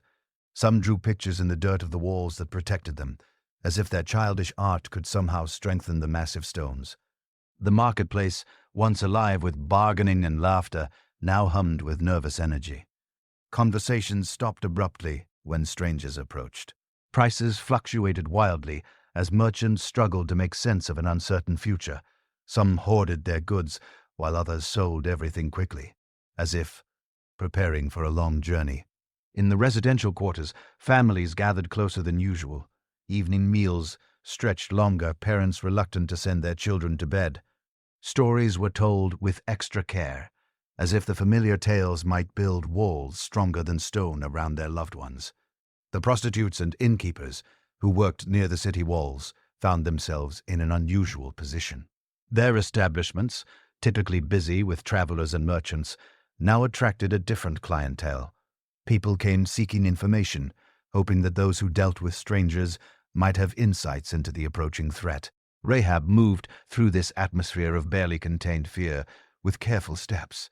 Her house, built into the wall itself, gave her a unique perspective on both the panic within the city and the growing presence beyond its borders. She watched her neighbors with new eyes, seeing them now as people who would soon face the same choice she had already made. The city's defenses were checked and rechecked. Weapons were sharpened and counted. Food supplies were inventoried with meticulous care. Yet beneath all this preparation lay a deeper understanding that traditional defenses might prove inadequate against an enemy blessed by the divine. As night fell over Jericho, the city did not sleep. Watchmen strained their eyes in the darkness, seeking signs of movement from the Israelite camp. Families huddled together, finding comfort in each other's presence. The walls that had always represented safety now felt more like the boundaries of a trap. The scarlet cord in Rahab's window fluttered gently in the evening breeze, a small banner of hope in a city consumed by fear. She alone among Jericho's residents possessed a secret that could mean the difference between life and death. Her faith in the God of Israel burned brighter as the darkness around her deepened. The siege strategy unfolds. The tent of Joshua stood silent in the pre-dawn darkness, its simple fabric walls containing discussions that would reshape the ancient world. Inside, the great leader knelt in prayer, his weathered face illuminated by the soft glow of an oil lamp. The weight of leadership pressed upon his shoulders, yet his spirit remained steady as he sought divine guidance. God spoke to Joshua in the language of the impossible, revealing a battle plan that defied every principle of warfare known to human military minds. No siege engines would be constructed. No ladders would scale the walls. No battering rams would thunder against the gates. Instead, the conquest of Jericho would unfold through obedience to instructions that seemed to mock conventional wisdom. The plan was elegantly simple, yet profoundly mysterious. For 6 days, the entire army of Israel would march around the city once each day. 7 priests would carry trumpets made from ram's horns, walking before the Ark of the Covenant. The soldiers would maintain complete silence during these marches, allowing only the sound of their footsteps and the priests' trumpets to echo. Unsets their presence, on the 7th day the pattern would change. 7 complete circuits around the city, 7 priests with 7 trumpets, and at the appointed moment, a great shout from every voice in the Israelite army. The walls of Jericho would fall, not from human strength, but from divine intervention, responding to perfect obedience. Joshua emerged from his tent as the first hints of dawn painted the eastern sky. His face bore the calm confidence of a man who had heard directly from the Almighty. The impossible had become inevitable in his mind, transformed by faith into a certainty that would guide his every action. The commanders gathered around their leader, their faces showing the mixture of curiosity and trust that had characterized their relationship throughout the wilderness years. Joshua's voice carried the authority of one who spoke not his own words, but those given to him by a higher power. As the strategy unfolded, some commanders exchanged glances that spoke of their confusion. Veterans of many battles found themselves asked to participate in something that resembled a religious ceremony more than a military campaign. Yet none questioned the orders. Their faith in Joshua's leadership had been forged through years of witnessing the miraculous. The priests chosen to carry the sacred trumpets prepared for their role with reverent care. These instruments carved from the horns of rams would become the primary weapons in this unusual assault. The sound they produced would carry more power than any sword or spear, calling heaven to earth through their haunting melody. The Ark of the Covenant, that sacred chest containing the stone tablets of the law, would lead each day's march. Its presence transformed the entire endeavor from a military exercise into an act of worship. The same Ark that had led them through the wilderness would now guide them in conquering their first city in the Promised Land. Preparations began immediately throughout the camp. Soldiers cleaned their weapons and armor, though they wondered if these tools would be needed. Mothers explained to their children that something wonderful was about to happen, something that would be remembered forever. The elderly shared stories of similar moments when God had worked through his people in ways that amazed the world. The formation for the marches was arranged with careful precision. The armed men would go first, followed by the 7 priests with their trumpets. The ark would follow, carried by the Levites with a rear guard of soldiers bringing up the end. This procession would become a living symbol of Israel's faith, moving around Jericho like a prayer made visible. News of the strategy spread through the camp with the speed of wind through dry grass. Some received it with immediate joy, remembering the miraculous crossing of the Jordan. Others pondered the implications, wondering how such a plan could bring down walls that had withstood centuries of weather and warfare. The tribal leaders called their people together, explaining the role each would play in the coming days. Families would remain in the camp while the army marched, but their prayers would join the procession, creating a chorus of faith that would rise to heaven with each completed circuit. Craftsmen worked to ensure that the trumpets were in perfect condition. The ram's horns were polished until they gleamed in the firelight. Each priest practiced the specific sounds he would make, understanding that his music would play a crucial role in the divine symphony about to unfold. The night before the marches would begin, the camp settled into a quieter rhythm than usual. Conversations around the fires focused on the morning ahead. Parents tucked their children into bed with stories of the things God had done for their people. The elderly remembered Moses and the plagues of Egypt, sensing that they were about to witness another chapter in the ongoing story of divine intervention. Joshua walked among his people that final evening, his presence bringing comfort and confidence to everyone he encountered. His calm demeanor spoke of absolute trust in the plan he had received. The impossible had become possible in his heart, and that certainty flowed out to touch every person in the camp. The stars above seemed to shine with unusual brightness, as if heaven itself was preparing to witness the events that would begin with the sunrise. The walls of Jericho stood in the darkness, massive and unmoved, unaware that their fate had already been sealed by a power greater than human engineering. The march begins its course. The morning sun climbs slowly over the horizon, casting long shadows across the plains surrounding Jericho. The city's walls, which had stood sentinel for generations, now faced their first day of divine challenge. Within the Israelite camp, the atmosphere hummed with anticipation as warriors prepared for the most unusual military campaign in human history. The trumpet call that signaled the beginning of the march carried a different quality than any that had sounded before. Its notes seemed to pierce the air with supernatural clarity, reaching every corner of the camp and echoing off the distant walls of Jericho. Soldiers who had heard countless battle calls recognized something sacred in this sound. The armed men formed their ranks with practiced precision, their weapons gleaming in the morning light. These were veterans of wilderness battles, men who had learned to trust in divine guidance over human strategy. Their faces reflected the calm confidence that comes from following orders that originate beyond human understanding. Behind them, seven priests lifted their ram's horn trumpets to their lips. The sound that emerged was unlike any music heard in ordinary warfare. These trumpets sang with the voice of heaven itself, their haunting melody carrying prayers and promises across the landscape. Each note seemed to vibrate with the power of ancient covenants. The Ark of the Covenant appeared next in the procession, carried by the Levites, with reverent care. This sacred chest containing the stone tablets of divine law transformed the entire march into an act of worship. Its presence declared that this was not merely a human army on the move, but the people of God claiming their inheritance. As the procession began to move, an extraordinary silence fell over the ranks. The order for complete quiet had been given, and 30,000 voices obeyed without question. Only the sound of marching feet and the sacred trumpets broke the morning stillness, creating a rhythm that seemed to match the heartbeat of the earth itself. The path around Jericho's walls took the army close enough to see the faces of the defenders who lined the battlements.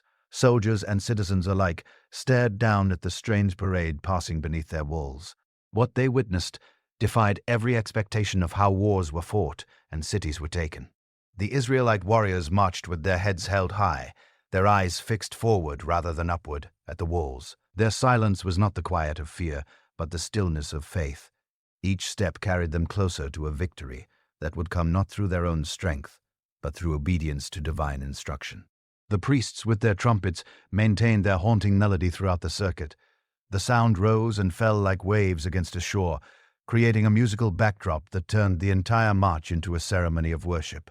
Their breath, control, and endurance spoke of preparation that went beyond mere physical training. From the walls above, the people of Jericho watched with growing confusion. This was not the fierce assault they had expected. No ladders were raised, no siege engines constructed, no battle cries shouted. Instead, they witnessed what appeared to be a religious procession moving around their city with quiet determination. The Ark of the Covenant drew particular attention from the watchers on the walls. Stories of its power had reached Jericho through traders and travelers. The sight of this legendary object carried with such reverence added weight to the already mysterious proceedings unfolding below. As the procession rounded the northern wall, the morning light revealed the full extent of the Israelite army. The organized ranks stretched far beyond what Jericho's defenders had estimated. The sight of such numbers, moving with perfect discipline and unity, sent waves of unease through the watching crowd. The circuit took most of the morning to complete. The pace was deliberate, neither rushed nor slow, creating a rhythm that seemed to match the breathing of the earth itself. Each footstep was placed with intention, as if the very ground was being consecrated by the passing of God's people. When the procession reached its starting point, the march was complete for the day. The army turned and moved back toward their camp without ceremony or fanfare. The silence that had marked their march continued as they withdrew, leaving behind only the memory of their presence and the lingering echo of the sacred trumpets. The people of Jericho remained on their walls long after the Israelites had departed. Conversations buzzed with speculation about what they had witnessed. Some dismissed it as psychological warfare, an attempt to confuse and intimidate. Others sensed something deeper, something that touched the realm of the divine, the kin. Of Jericho called another council meeting, his advisors even more perplexed than before. The expected assault had not come. Instead, they had witnessed something that defied military logic. The discussions that followed revealed the growing uncertainty that was beginning to crack the city's confident facade. In the Israelite camp, the army returned to their normal activities with quiet satisfaction. The first day of the divine strategy had been completed exactly as commanded. There was no celebration, no discussion of tactics, only the peaceful confidence that comes from perfect obedience. The evening meal was shared with the same quiet satisfaction. Families gathered around their fires, parents explaining to their children that what they were witnessing was unlike anything that had ever happened before. The elderly shared stories of other times when God had worked through his people in ways that amazed the world. As night fell over both camps, the contrast between them could not have been greater. Jericho buzzed with nervous energy and fearful speculation. The Israelite camp settled into peaceful rest, their trust in divine guidance providing a foundation for sleep that no earthly security could match. The scarlet cord in Rahab's window fluttered gently in the evening breeze, a small reminder that even in the midst of this supernatural siege, individual faith still mattered. Her window faced the direction from which the morning would bring another day of the mysterious march that was reshaping the destiny of nations. 6 days of waiting begin. The second morning dawned with the same ethereal quality as the first, as if the very air around Jericho had been transformed by the presence of the divine. Within the city walls, Rahab rose before the sun, her sleep having been fitful and filled with dreams of falling walls and rising hopes. The scarlet cord at her window caught the first light of day, a crimson beacon in the growing brightness. The sound of the Israelite trumpets drifted across the plains, their haunting melody now familiar, yet still filled with mystery. Rahab's heart quickened at the sound, knowing that each note brought her closer to the fulfillment of the promise made by the 2 spies. She gathered her family around her, their faces reflecting the mixture of fear and hope that had become their constant companions. Her father, weathered by years of worry and labor, struggled to understand the faith that had taken hold of his daughter's heart. His eyes held the confusion of a man whose world was shifting beneath his feet. The gods he had served all his life seemed distant and silent, while the God of Israel demonstrated his power with each passing day. Rahab's mother clung to her younger children, their innocent faces turned toward their older sister for reassurance. The little ones sensed the tension in the air, but trusted in Rahab's calm presence. She had become their anchor in a storm they could not fully comprehend, her faith providing stability in an increasingly uncertain world. Her brothers, who had initially mocked Rahab's decision, now watched the daily procession with growing unease. Each day brought fresh evidence that the God of Israel was unlike any deity they had known. The silence of the marching army spoke louder than any war cry, its discipline and unity revealing a power that transcended human organization. From her window, Rahab observed the life of the city changing day by day. The market stalls opened later each morning, their owners reluctant to begin normal activities. While the mysterious march continued, conversations in the streets grew more hushed, more urgent. The weight of waiting pressed down on everyone like a physical burden. The third day brought new patterns of behavior among Jericho's residents.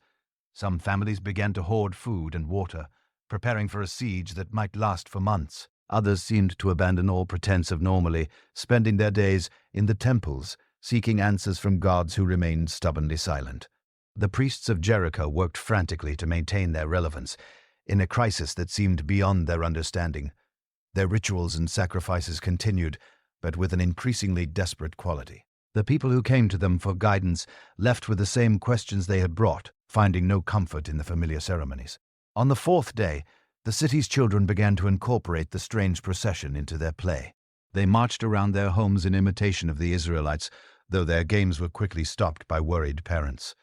The sight of their children mimicking the enemy's behavior struck too close to fears that no one wanted to name. The king of Jericho called daily council meetings, but the discussions grew more circular and less productive with each passing day. Military strategies were proposed and discarded.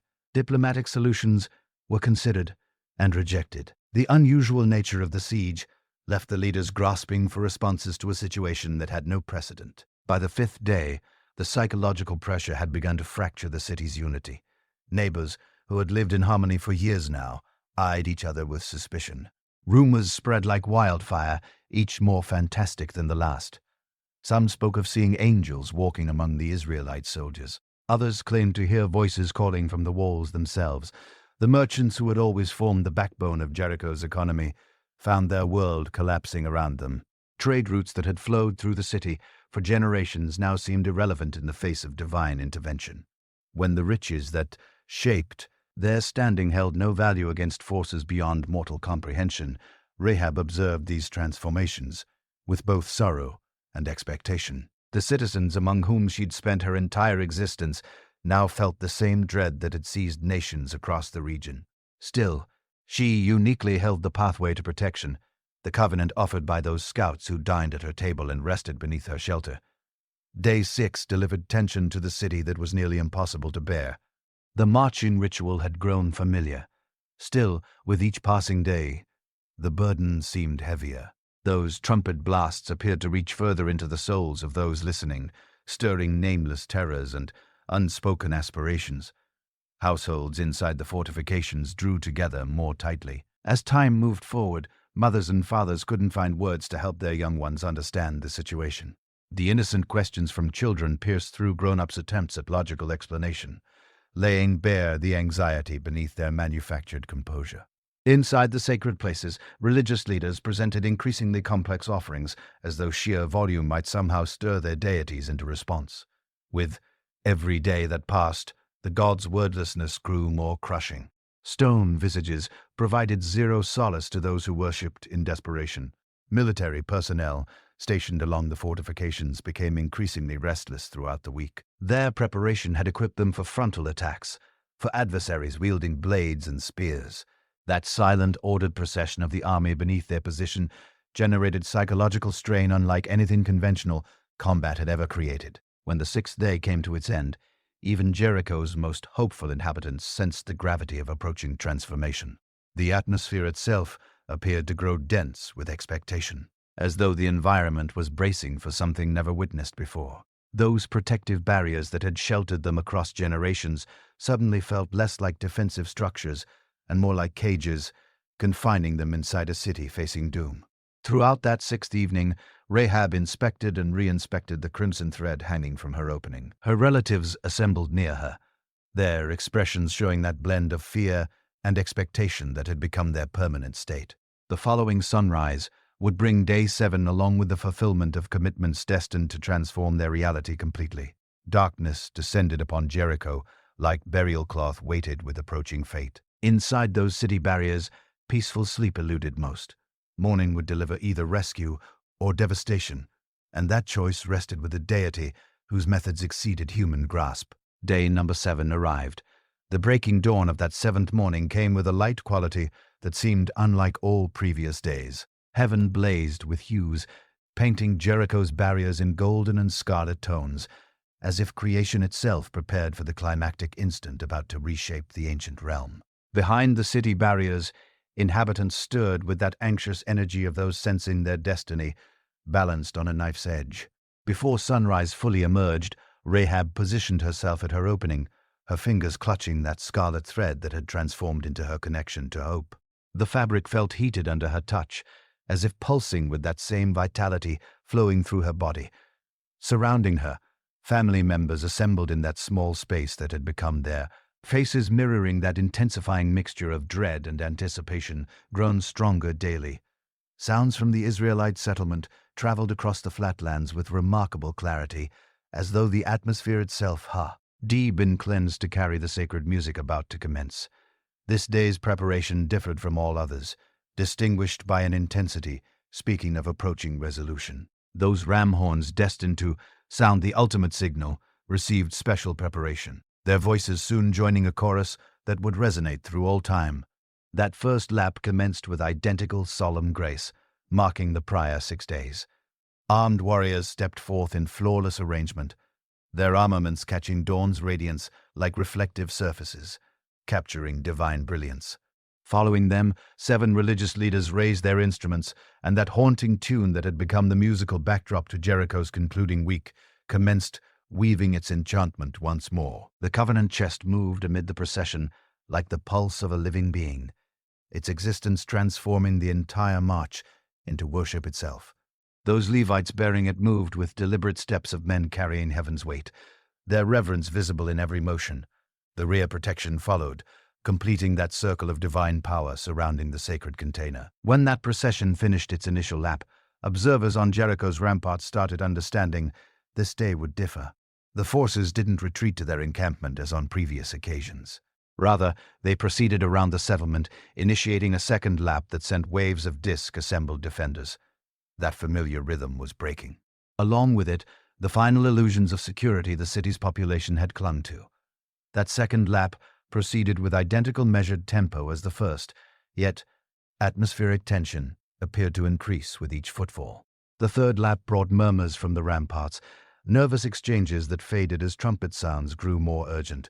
The fourth lap found city inhabitants gathering in roadways, pulled by some unnamed instinct to witness whatever was approaching. Rahab's relatives pressed closer as the fifth lap began, their attention locked on that scarlet thread, marking their opening. The smallest children grasped the moment's importance without comprehending its implications. Their tiny hands stretched toward the fabric that had become their emblem of hope. The grown-ups spoke in lowered tones, their words bearing the gravity of prayers directed toward a deity they were just beginning to recognize. That sixth lap brought silence to the city deeper than any that preceded. Even canines appeared to sense the approaching climax, their typical barking replaced by expectant stillness. Traders deserted their booths, warriors abandoned their stations, and religious leaders emerged from their sanctuaries, all drawn by that same irresistible force toward the ramparts where destiny was preparing to manifest. That seventh lap started with the sun positioned high above, its radiance streaming upon those ancient barriers that had survived innumerable tempests, yet had never confronted a challenge of this nature. The Israelite forces moved with identical quiet discipline, marking their earlier marches. Yet something different filled the atmosphere, a sensation of accumulating force that made even the stones appear to quiver in anticipation. As that seventh lap approached completion, Joshua lifted his arm, and the marching forces halted. Their footfall sounds ceased, leaving only that haunting tune of 7 instruments to occupy the silence. The instant extended like suspended breath, as though all creation awaited the word that would unleash forces accumulating throughout the week. That command arrived with a voice appearing to resonate from heaven's throne itself. Joshua's directive to cry out rang across the plains, and 30,000 voices answered as one. That sound rising from the Israelite forces was unlike anything heard since the world's beginning. A harmony of human voices merged in complete unity, fueled by faith, capable of relocating mountains and toppling barriers. Earth itself appeared to tremble beneath the weight of that tremendous cry. Jericho's barriers, standing for generations as emblems of human power and construction, started trembling as if crafted from granules rather than rock. Those enormous blocks, fitted together with such exactness, began separating, their connections widening as the settlement's very base started collapsing. That collapse arrived with sound resembling thunder, yet deeper and more resonant than any tempest. Those barriers defining Jericho for centuries disintegrated, as if formed from clay, their devastation so thorough it seemed to delete the very recollection of their presence. Dust climbed in massive clouds, blocking the sun and converting the bright morning into twilight of divine verdict. Amid the chaos and devastation, one small barrier section stayed upright. Rahab's dwelling, identified by that scarlet thread fluttering like a hope banner, remained unharmed among the ruins. That protection, the scouts promised, had been satisfied in the most striking manner conceivable. Her faith received its reward with preservation, while the settlement surrounding her disintegrated into powder. That silence following the collapse was deep, interrupted only by settling stones and dust whispers drifting on air currents. The unthinkable had become actual. That divine commitment had been satisfied, and the settlement appearing unconquerable now rested in ruins before Israel's God. The wandering era had concluded, and the possession era had started. Rahab receives protection. Dust descended slowly across Jericho's remains, displaying a terrain altered beyond recognition. Where mighty barriers had stood instants earlier, only dispersed stones and wreckage remained, their ancient power reduced to fragments by divine intervention's force. Through this scene of total devastation, 2 individuals moved with deliberate intent, their attention scanning the destruction for one particular location that would honor a sacred commitment. Those Israelite warriors, selected for this particular assignment, carried their oath's burden in their spirits. These were identical men who'd eaten at Rahab's table, who'd slept beneath her shelter, and who'd pledged their word that she, along with her relatives, would be protected when judgment visited the settlement. That scarlet thread that had functioned as their marker now stood as a hope beacon amid the wreckage. That barrier section housing Rahab's residence stood like a monument to divine safeguarding. Its stones remained whole, while everything surrounding had disintegrated to powder. That scarlet thread moved softly in the wind, its crimson material capturing radiance like a mercy banner in a judgment field. Observing it brought comfort to those men who'd committed to honoring its significance. Rahab's voice emerged from inside the dwelling, her words bearing that blend of elation and terror, accompanying witnessing the impossible. Approaching footfall sounds had reached her awareness, and she recognized that deliverance's moment had come. Her relatives assembled near her, faces reflecting the wonder of individuals who'd observed their reality collapse, while they stayed protected inside their small sanctuary. Those warriors climbed cautiously across the wreckage that had been Jericho's primary thoroughfare, their movements respectful as they neared the dwelling marked for rescue. That contrast between surrounding devastation and the whole residence before them functioned as a powerful illustration of the exactness with which divine verdict had been administered. When that door opened, Rahab's face emerged, her eyes shining with tears of appreciation and comfort. That commitment sustaining her through lengthy waiting days had been satisfied in the most striking manner conceivable. Israel's God had demonstrated faithfulness to his promise, and the pledge sworn by his servants had been respected to the tiniest detail. That family emerging from the dwelling represented a cross-section of Jericho's inhabitants, transformed by faith from condemned city citizens into divine mercy recipients. Rahab's parents, her siblings, and extended relatives who'd chosen trusting her decision now found themselves among the living while their neighbors had died in the collapse. Those warriors addressed the frightened family gently, their voices bearing the power of men serving Israel's God. They clarified that safe transit had been organized, that their lives would be maintained, and that they'd receive a position among God's people. That covenant formed in secrecy was now being satisfied in days' full illumination.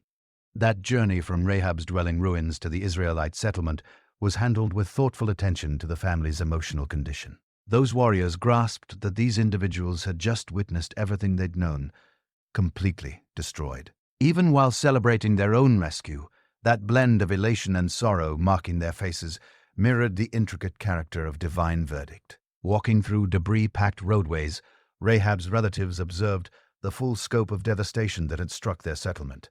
Structures standing for generations were reduced to wreckage. That marketplace, where they'd handled daily transactions, was buried beneath stone tons.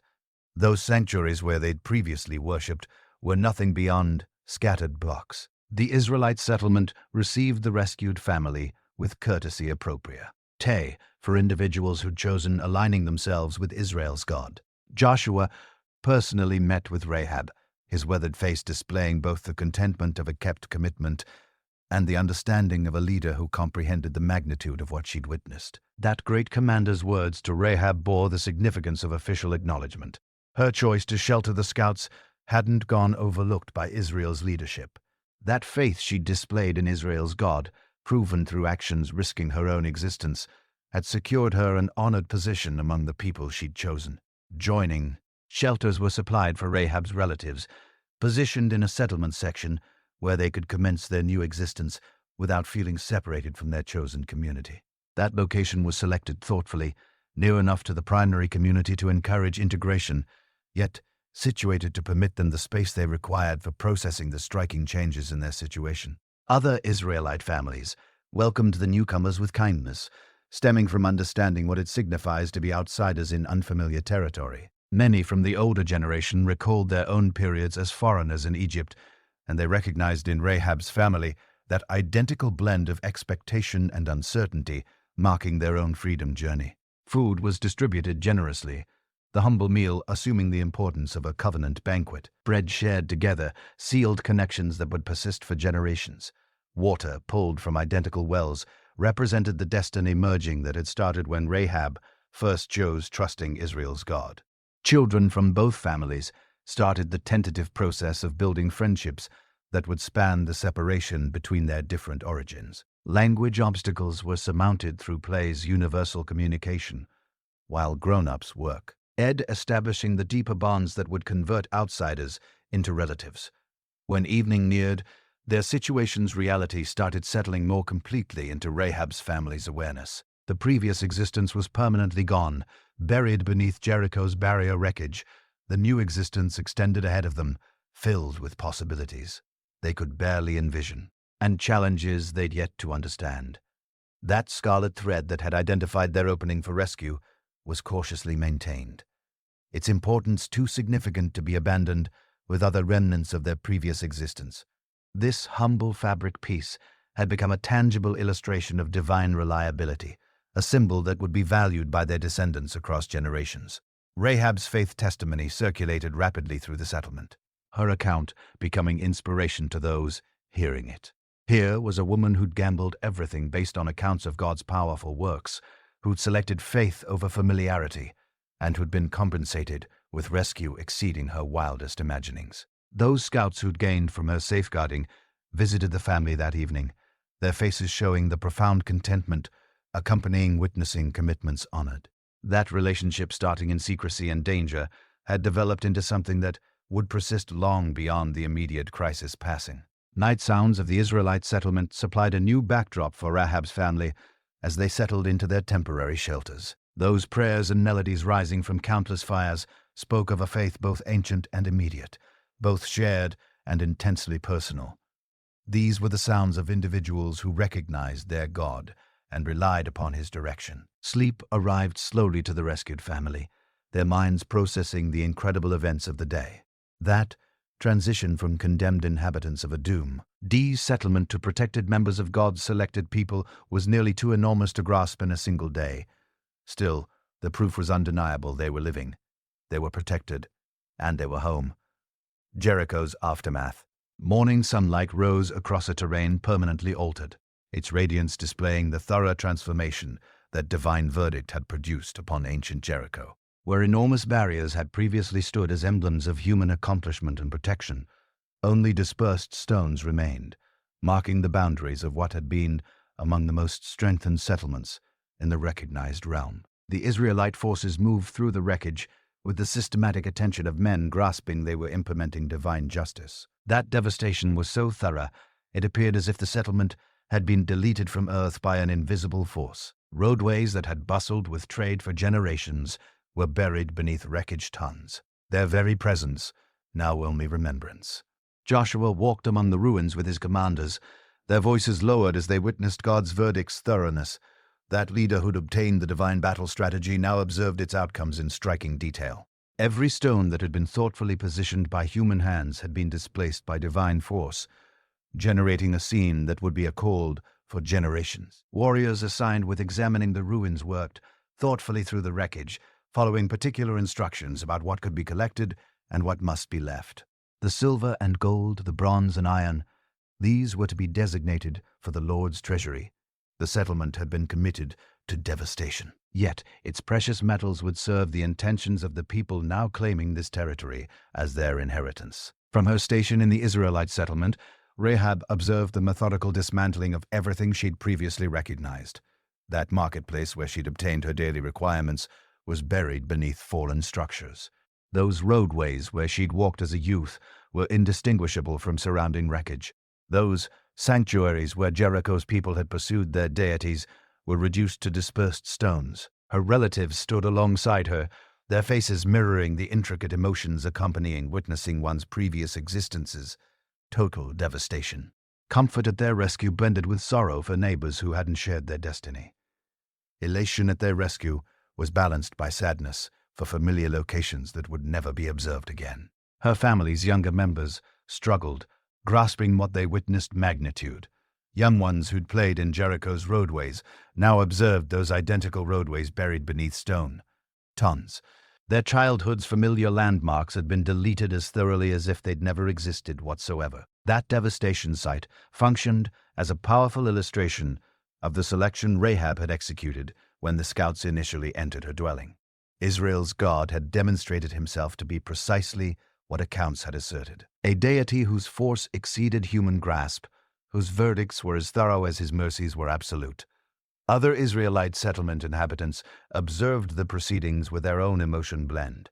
Wilderness-wandering veterans had witnessed God's force proven many occasions, yet a strengthened settlement's total devastation was unprecedented in their experience. The younger generation, born during 40 wandering years, witnessed their initial major conquest with wide-eyed astonishment. Those religious leaders who've borne the covenant chest around the settlement now supervised the precious metal collection that would be added to the sacred treasury. Their respectful treatment of these materials mirrored their grasp that even war spoils belonged primarily to God, and only secondarily to the individuals who'd been his verdict instruments. Ruin examination work proceeded throughout the day, yet it was work handled in an atmosphere of respectful wonder rather than victorious celebration.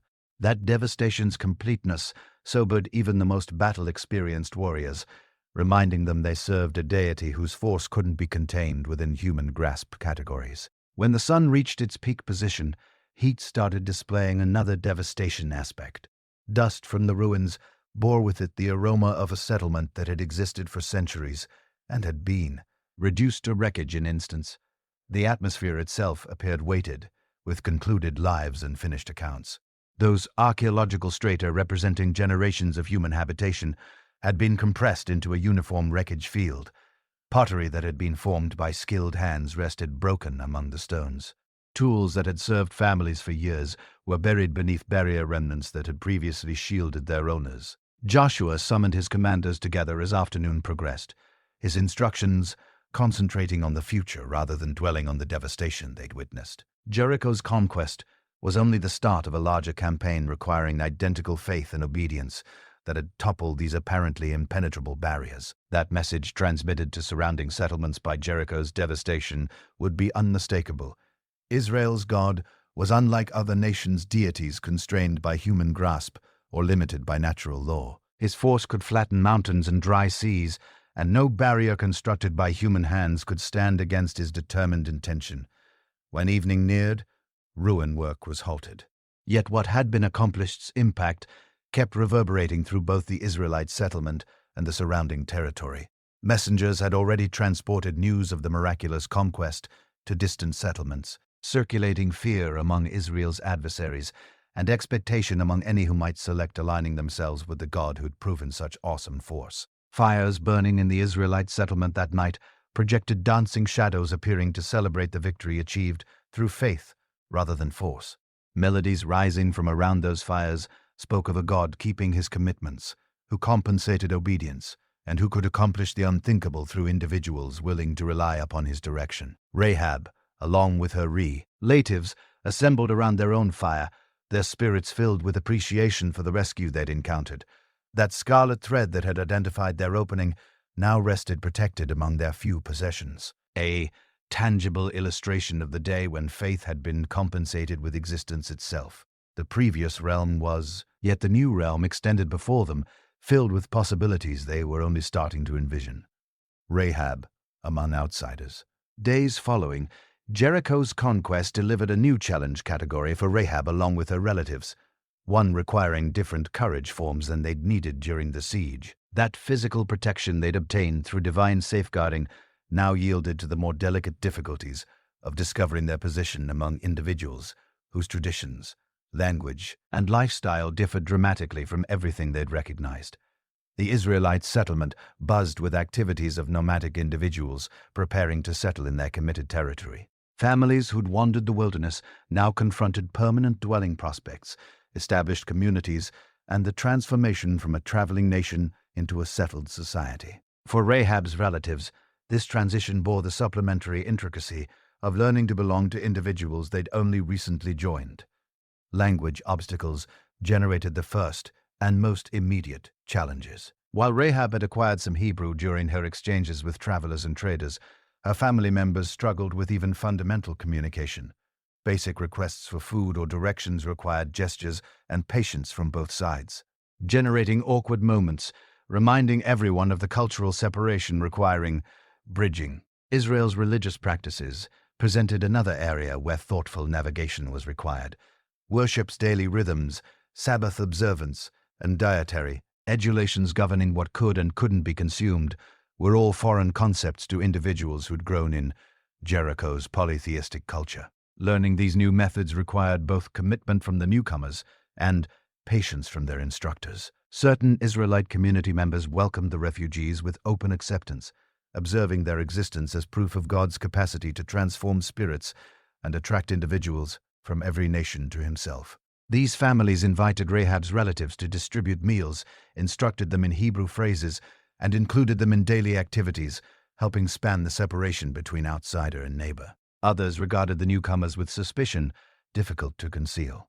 The reality that these individuals originated from Jericho, a settlement that had been committed to devastation, raised questions in certain minds about whether their conversion was authentic or merely convenient. Murmured exchanges and sideways glances reminded Rahab that acceptance would require earning rather than assuming. Young ones adapted most rapidly to their new situation, their natural adaptability, permitting them to acquire the language and traditions with remarkable velocity. Rahab observed with amazement as her youngest relatives started playing with Israelite young ones. Their activities functioned as a span between cultures that adult exchanges sometimes struggled to reach. The settlement's women demonstrated especially helpful in instructing Rahab's female relatives the practical abilities they'd require in their new existence. Cooking approaches, weaving methods, and child-rearing practices, all she differed from what they'd recognized in Jericho. Patient instruction and gentle correction progressively helped them master these new living methods. Rahab herself discovered her position particularly intricate, as her function in rescuing the Scots had provided her certain standing within the community. Still, her previous occupation generated obstacles difficult to surmount. Some regarded her with the respect appropriate for someone who'd gambled everything for faith, while others struggled separating her current identity from her previous existence. Learning to worship Israel's God required perhaps the greatest adjustment of all, that concept of a single, invisible deity who couldn't be represented by any image, challenged everything they'd been instructed about the divine's character. Still, the proof of his force in Jericho's conquest supplied a foundation for faith that strengthened with each passing day. The tribe's leadership worked thoughtfully to guarantee the integration process advanced smoothly. Joshua personally took interest in Rahab's relatives, grasping that their successful adaptation would function as an example to other foreigners who might select joining Israel in the future. His direction and safeguarding helped establish their legitimacy within the community. Economic integration presented its own challenges, as the abilities and knowledge that had served them well in Jericho required adaptation to their new situation. Those trade networks they'd recognized were gone. That currency they'd utilized was valueless, and the social bonds that had enabled business were permanently severed. That shelter, functioning as their temporary dwelling, became a gathering location where previous and new lifestyle methods intersected. Hebrew lessons were handled around the evening fire, while accounts of Jericho's history were distributed with Israelite neighbors who'd never observed a walled settlement. These exchanges enriched both communities, generating bonds that exceeded cultural differences. Rahab's testimony became a powerful instrument for encouraging faith within the broader Israelite community. Her willingness to gamble everything based on accounts of God's powerful works functioned as an example to those who sometimes struggled with doubt.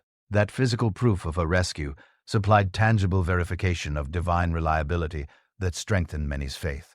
Israel's seasonal festivals and celebrations supplied opportunities for deeper integration, as Rahab's relatives learned, participating in shared worship and celebration. The Passover, with its emphasis on bondage, rescue held particular significance for individuals who'd encountered their own miraculous rescue from devastation. As weeks converted into months, obstacles between outsider and neighbor started dissolving. Shared encounters, mutual help during need periods, and the common challenges of establishing existence in new territory generated bonds that exceeded the differences in origin and history that had initially separated them. That transformation wasn't without its difficult instance. Cultural misunderstandings, religious adjustments, and the basic homesickness accompanying departing, everything familiar, all extracted their toll. Still, that underlying faith foundation that had delivered them to this point supplied strength for each new challenge they confronted.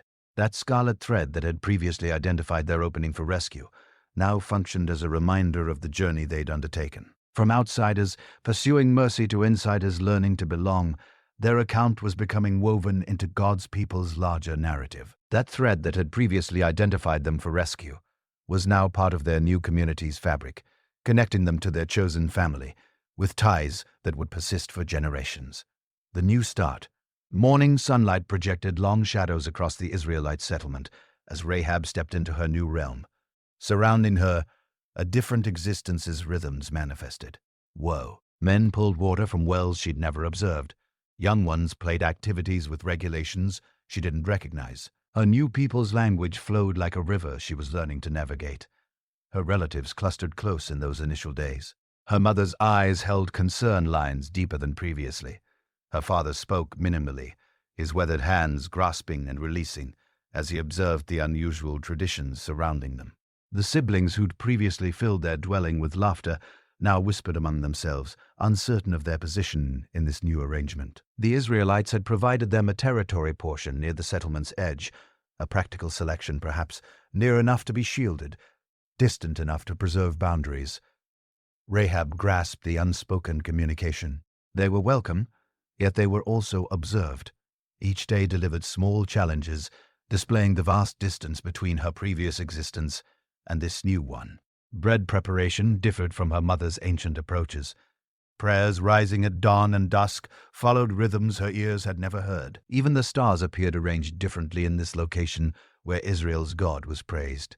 Still, something deeper stirred within Rahab's spirit. Beyond the practical struggles of learning new methods, she felt a pull towards something greater.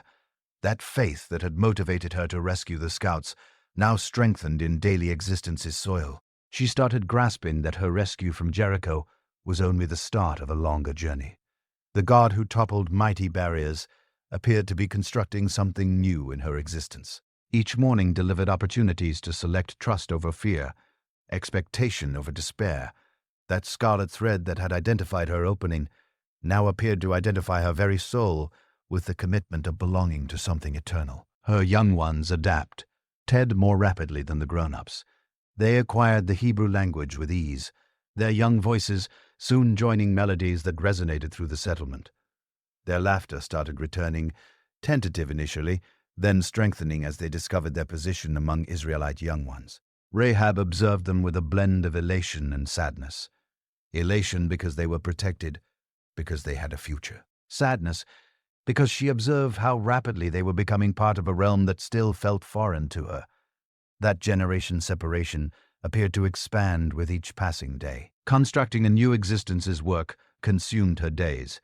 There were abilities to learn, connections to build, and trust to secure. The Israelite women approached her with caution, their eyes holding questions they didn't voice. She grasped their hesitation. After all, she'd been part of the adversary not so long previously. Yet, progressively, small kindness acts started spanning the divide. A distributed meal here helped with a difficult assignment there. Young ones playing together generated bonds that their parents slowly started following. Daily existence's universal language started weaving connections where formal introductions had failed. At night, when the settlement settled into stillness, Rahab would gaze upward at the stars and recall Jericho's barriers. The existence she departed behind appeared like a dream now.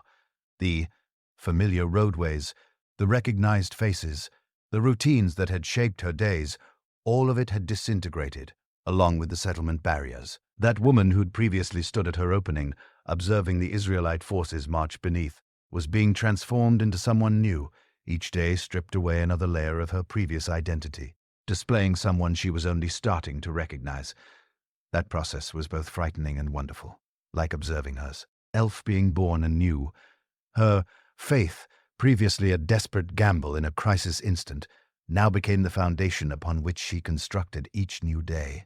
The God who'd rescued her existence was reshaping her spirit, her mind, her very grasp of what it signified to be alive. That scarlet thread that had previously hung from her opening now rested in a small wooden container among her few possessions, yet its significance hadn't faded. If anything, it had deepened. It reminded her that rescue wasn't just about danger escape, but about transformation into something beautiful and new. As weeks converted into months, Rahab started sensing the first stirrings of something she'd never expected, a sense of home. Not the home of familiar locations and faces, yet the deeper home of belonging to individuals and a deity who'd claimed her as their own. The new start wasn't just about learning to exist in a different location. It was about learning to exist as a different individual. That woman who'd previously served Jericho's deities now served Israel's God. That woman who'd previously hidden behind deception now walked in truth's radiance. That woman who'd previously feared for her existence now lived with divine protection's confidence. Her account was being rewritten not by her own hand, yet by the God's hand who delivered her out of darkness into radiance. Each day was a new page in an account that was far from concluded. The best chapters, she sensed, were still approaching. The redemption journey. Rahab's transformation manifested like a flower opening to sunlight. Month by month, her previous existence appeared to fade, while something entirely new claimed its position. That woman who'd previously navigated Jericho's dark corners now walked openly in her new faith's radiance. Her past had been distinguished by survival, by selections executed in desperation and necessity. Day had delivered the challenge of earning a living in a realm offering minimal options for women like her.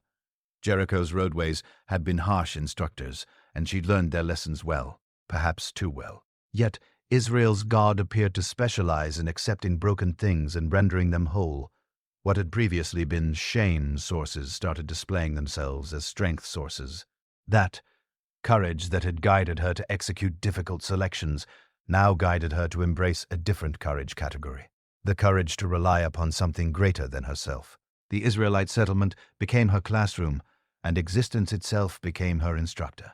She learned to pray in methods reaching beyond desperate pleas for help. Her prayers became exchanges with a God who appeared to listen, who appeared to care about her daily existence's details. Her new people's rituals and ceremonies started making sense. The sacrifices, the festivals, the careful holy day observance, all of it indicated toward a divine connection that was both personal and shared. She wasn't just joining a new tribe. She was joining a new grasp of what it signified to be human. Her relatives observed her transformation with wonder and sometimes with concern. They observed the peace settling over her features, the way her shoulders relaxed as months advanced. That constant tension marking her existence in Jericho slowly melted away, replaced by something they'd never observed in her previously. Contentment. That shame that had shadowed her steps for so long started lifting. In her new God's eyes, she wasn't defined by her past mistakes, yet by her present faith. That woman who'd previously felt valueless now started grasping her infinite worth in the eyes of the one who'd summoned her out of darkness.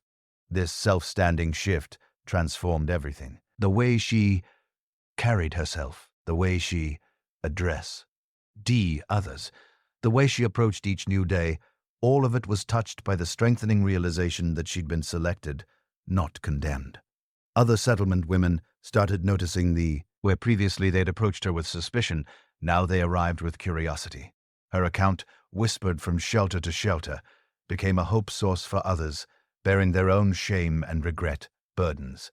She discovered herself becoming a confidant, someone to whom others could deliver their own faith and doubt struggles. Her willingness to distribute her own journey generated safe spaces for others to examine their own spirits. Those very encounters that had previously isolated her now became bridges connecting her to others.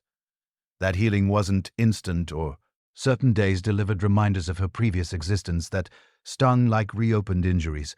Memories would emerge unexpectedly, bearing with them the burden of selections she wished she could undo. Yet even these difficult instants became part of her larger redemption account. She learned to present those painful memories to her God, to permit them to become part of the foundation upon which her new existence was constructed. Those scars remained, yet they no longer defined her. They became testimonies to divine grace's capacity to transform even the most broken locations. Her forgiveness grasp deepened beyond anything she'd envisioned conceivable. She thought forgiveness signified forgetting. Yet she discovered it signified something far more deep. It signified transformation. The past wasn't deleted, it was redeemed, provided new significance and intention. That woman who'd previously hidden scouts in her dwelling now hid nothing from her deity. She delivered her whole self, past, present, and future, into divine love's radiance. And in that radiance, she discovered not judgment, yet acceptance, not condemnation, yet compassion. Her redemption became a living testimony to the God she now served character. Here was a deity who didn't demand perfection, yet offered transformation. Here was a love that didn't depend on worthiness, yet generated worthiness. That scarlet thread that had previously identified her opening for rescue now appeared to identify her entire existence.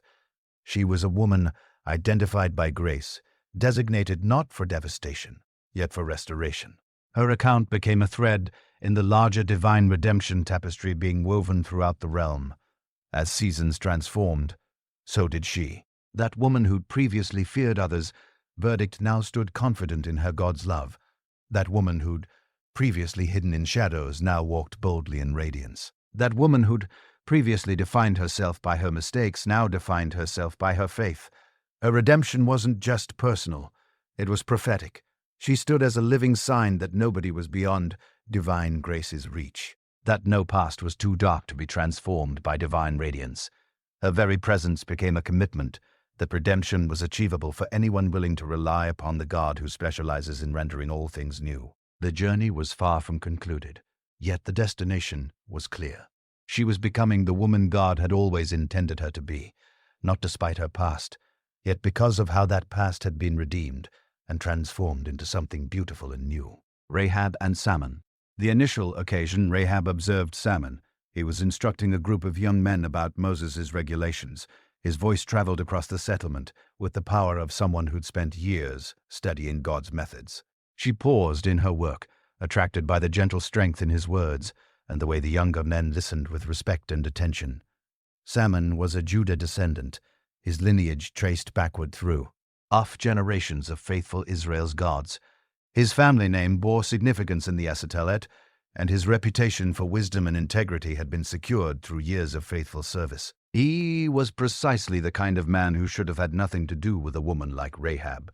Still, something stirred in his spirit when he initially heard her account. That tale of the woman who'd rescued the scouts, who'd gambled everything to rely upon Israel's God, captured his imagination in methods surprising him. He discovered himself curious about this outsider who displayed such remarkable faith. Their initial exchange happened by chance, or perhaps by divine arrangement. Rahab was pulling water from the well when her container slipped from her hands, pouring precious water onto the ground. Salmon happened to be passing nearby and helped her retrieve the container, their eyes meeting for just an instant over the simple act of shared kindness. She expected him to walk away without another word. After all, she recognized her reputation in the settlement. Yet instead, he lingered, asking about her relatives, about how they were adjusting to their new existence. His questions were gentle, without judgment, and she discovered herself answering more freely than she had with anyone else.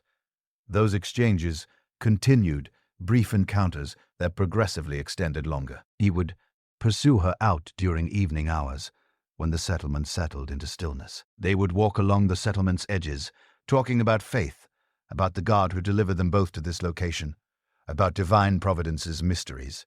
Salmon was unlike any man she'd ever recognized. Where Jericho's men had been driven by appetite and ambition, he appeared driven by something deeper. His faith wasn't a burden he bore, yet a joy that illuminated his entire being. He spoke of God not as a distant deity, yet as a father intimately involved in human existence's details. She started observing herself through his eyes, not as a woman identified by shame, yet as a woman identified by grace. His respect for her account, his admiration for her courage, slowly started healing injuries she'd borne for so long that she'd forgotten they were there. Other settlement women started noticing. Some whispered with disapproval. A man of Salmon's standing shouldn't be observed with a woman of Rahab's past. Others observed with curiosity, wondering if something beautiful might emerge from this unlikely pairing. Salmon's relatives initially regarded the developing connection with concern. They addressed him privately, reminding him of his position, his responsibilities, his future. Yet they also recognized their son, recognized the depth of his faith and the wisdom of his selections. They started observing and waiting, relying that God would direct his path. For Rahab, the strengthening affection was both wonderful and terrifying. She'd never encountered love that wasn't transactional, that didn't demand something in return. Salmon's love appeared to be a gift freely provided, with no strings attached and no price demanded. She discovered herself transforming in methods having nothing to do with trying to be worthy of his love. His existence in her life generated a safe space where she could continue to heal, to strengthen, to become the woman God was summoning her to be. His faith strengthened her faith. His peace deepened her peace. Their courtship was unconventional by either of their culture's standards. They were both outsiders in their own methods. She by birth, he by selection. Yet they discovered in each other a kindred spirit, someone who grasped faith's complexities and the challenges of following God in a realm that often appeared to compensate other values. The marriage decision was, and executed lightly. Both grasped the challenges they would confront, the whispers that would follow them, the difficulties their young ones might encounter. They also grasped something far more essential. They were meant for one another. Their union had been blessed by the very God who had drawn them both out of darkness and into light. The wedding ceremony was understated, but deeply meaningful. Representatives from both families stood as witnesses while they pledged their lives to each other and to the God they both served. The scarlet cord that had once hung from Rahab's window as a marker of salvation now seemed to consecrate their union as something holy and divinely appointed. Their marriage became a living symbol of the radical nature of divine grace. Here was a bond that crossed social lines, disregarded conventional expectations, and announced boldly that God's love was open to all who would receive it. Their love story wove itself into the greater love story between God and all of humanity. The life they built together was filled with simple joys and quiet contentment. Salmon's love gave Rahab the security that had long been absent from her life, while her faith brought a fresh and vital perspective to his understanding of God's grace. Together they became something greater than either could have been on their own. Their home opened its doors to those who felt like strangers, becoming a place of refuge for anyone who needed to experience the kind of love that looks past the surface and sees the heart beneath. Their marriage itself became a form of ministry, a living demonstration of the power of redemption to reshape lives and open doors to new possibilities. In the quiet hours they shared, Rahab would sometimes pause in wonder at the path that had carried her to this place, from the walls of Jericho to the arms of a man who loved her without reservation. It was a transformation that could only be explained by the grace of a God who made a habit of crafting beautiful conclusions to shattered stories. The lineage of kings. The child growing within Rahab's womb carried within him the weight of two worlds, part Canaanite, part Israelite. He would stand as a bridge between his mother's past and his father's heritage. As Rahab felt the first movements of new life stirring within her, she knew that this child was more than the fruit of her love with Salmon. He was woven into a divine plan that reached far beyond anything she could fully comprehend. When Boaz entered the world, the midwives were struck by his vigor and the sense of peace that seemed to settle around him. Rahab held her son close, her thoughts drifting to the scarlet cord that had once marked her window for salvation. Now she cradled in her arms another kind of cord, a breathing, living link in the chain of divine promise that would connect her story to the greatest story ever told. The name Boaz carried the meaning in him is strength, and from his earliest years, the child seemed to inhabit that meaning fully. He grew powerful in both body and spirit, drawing in the faith of his parents the way a tree draws sunlight into itself. His mother's stories of redemption and his father's teachings from the law of Moses shaped his understanding of the world and of his own place within it. As Boaz grew, Rahab's understanding of her role in the divine plan deepened. She came to see that her rescue from Jericho had never been only about preserving her own life. It had been about protecting a lineage, about ensuring that her son would be born to carry something precious and eternal forward into the world. The boy learned early about his mother's past, not as something to be ashamed of, but as something to stand in awe before. Rahab told him the story of the Spies, the Tumblin, G-Walls, and the God who had spared their family from destruction. She wanted him to understand that his very existence was proof of divine grace and mercy. Salmon taught his son about the promises God had made to Abraham, Isaac, and Jacob. He explained how their own family had now become part of that great promise, how their lineage would play a role in the redemption of the entire world. The boy listened with wide and wondering eyes, trying to take in the magnitude of what was being laid before him. Years moved forward and Boaz grew into a man of standing in Israel. His character reflected the finest qualities of both his parents, the courage of his mother, and the integrity of his father. He became a leader in Bethlehem, recognized for his fairness in business and his genuine tenderness toward the poor and the vulnerable. When Boaz encountered Ruth, the Moabitete widow who had journeyed to Israel alongside her mother-in-law Naomi, he recognized in her something that called to mind his own mother's story. Here was another woman from outside the community who had chosen to place her trust in the God of Israel. Another stranger who had found her footing among the chosen people. Their love story carried echoes of his parents' love. Once again, borders were crossed. Expectations were overturned and grace proved stronger than prejudice. When Boaz and Ruth came together in marriage, they continued the pattern of redemption that had begun with Rahab and Salmon. The son born to Boaz and Ruth received the name Oed, meaning servant. He would grow to become the father of Jesse, who would become the father of David, the shepherd boy, who would rise to become the greatest king in Israel's history. The line that had taken root in Rahab's faith would reach its flower in the throne of David. Rahab lived long enough to see her grandson born. Gazing into his small face, she caught a glimpse of the future God had been arranging all along. She understood now that her story had never been only about her own redemption. It had always been about something far larger. Her faith had become a cornerstone in the foundation of the kingdom of God. The woman who had once leaned from her window in Jericho to watch the army of Israel pass below could never have imagined that her great-great-grandson would one day command that same army. The scarlet cord that had marked her for salvation had become a royal lineage that would mark the entire world for blessing.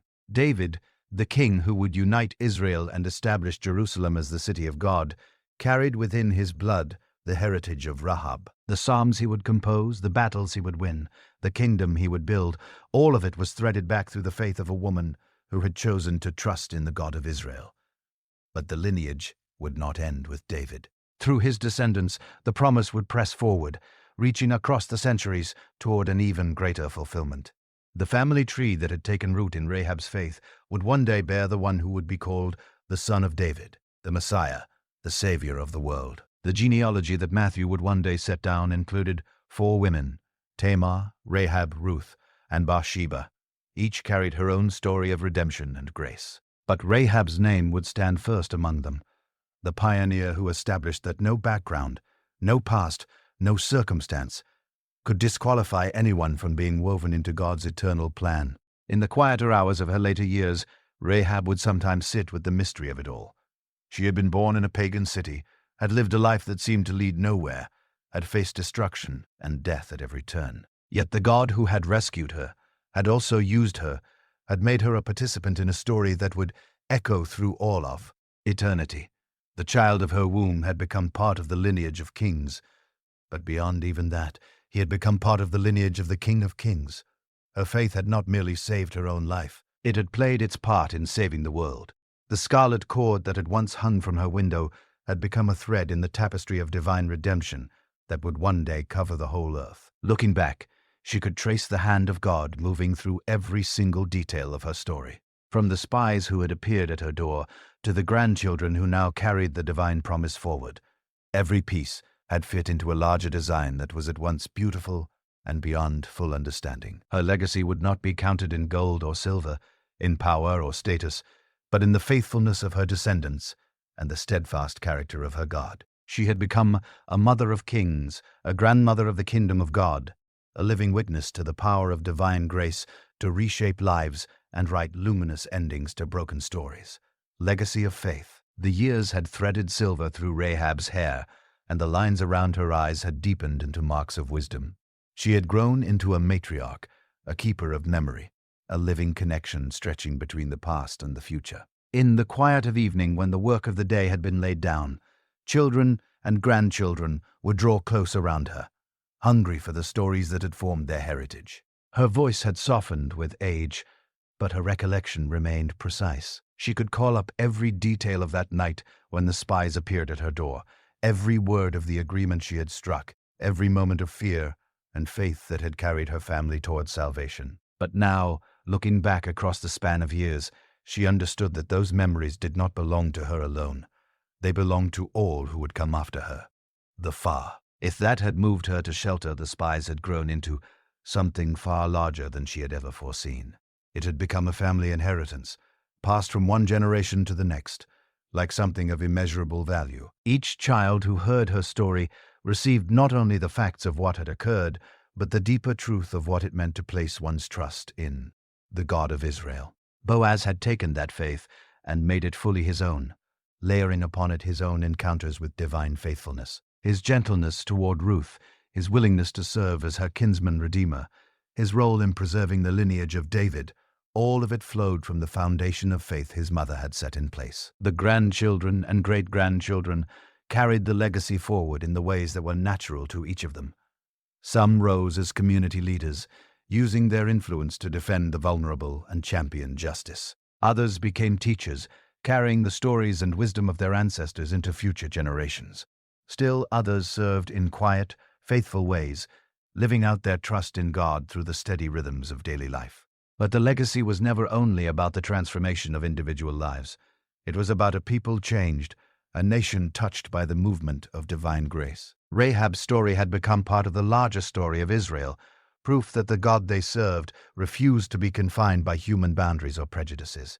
Her name was whispered in the prayers of mothers who wrestled with shame. It was spoken aloud in the testimonies of those who had discovered redemption.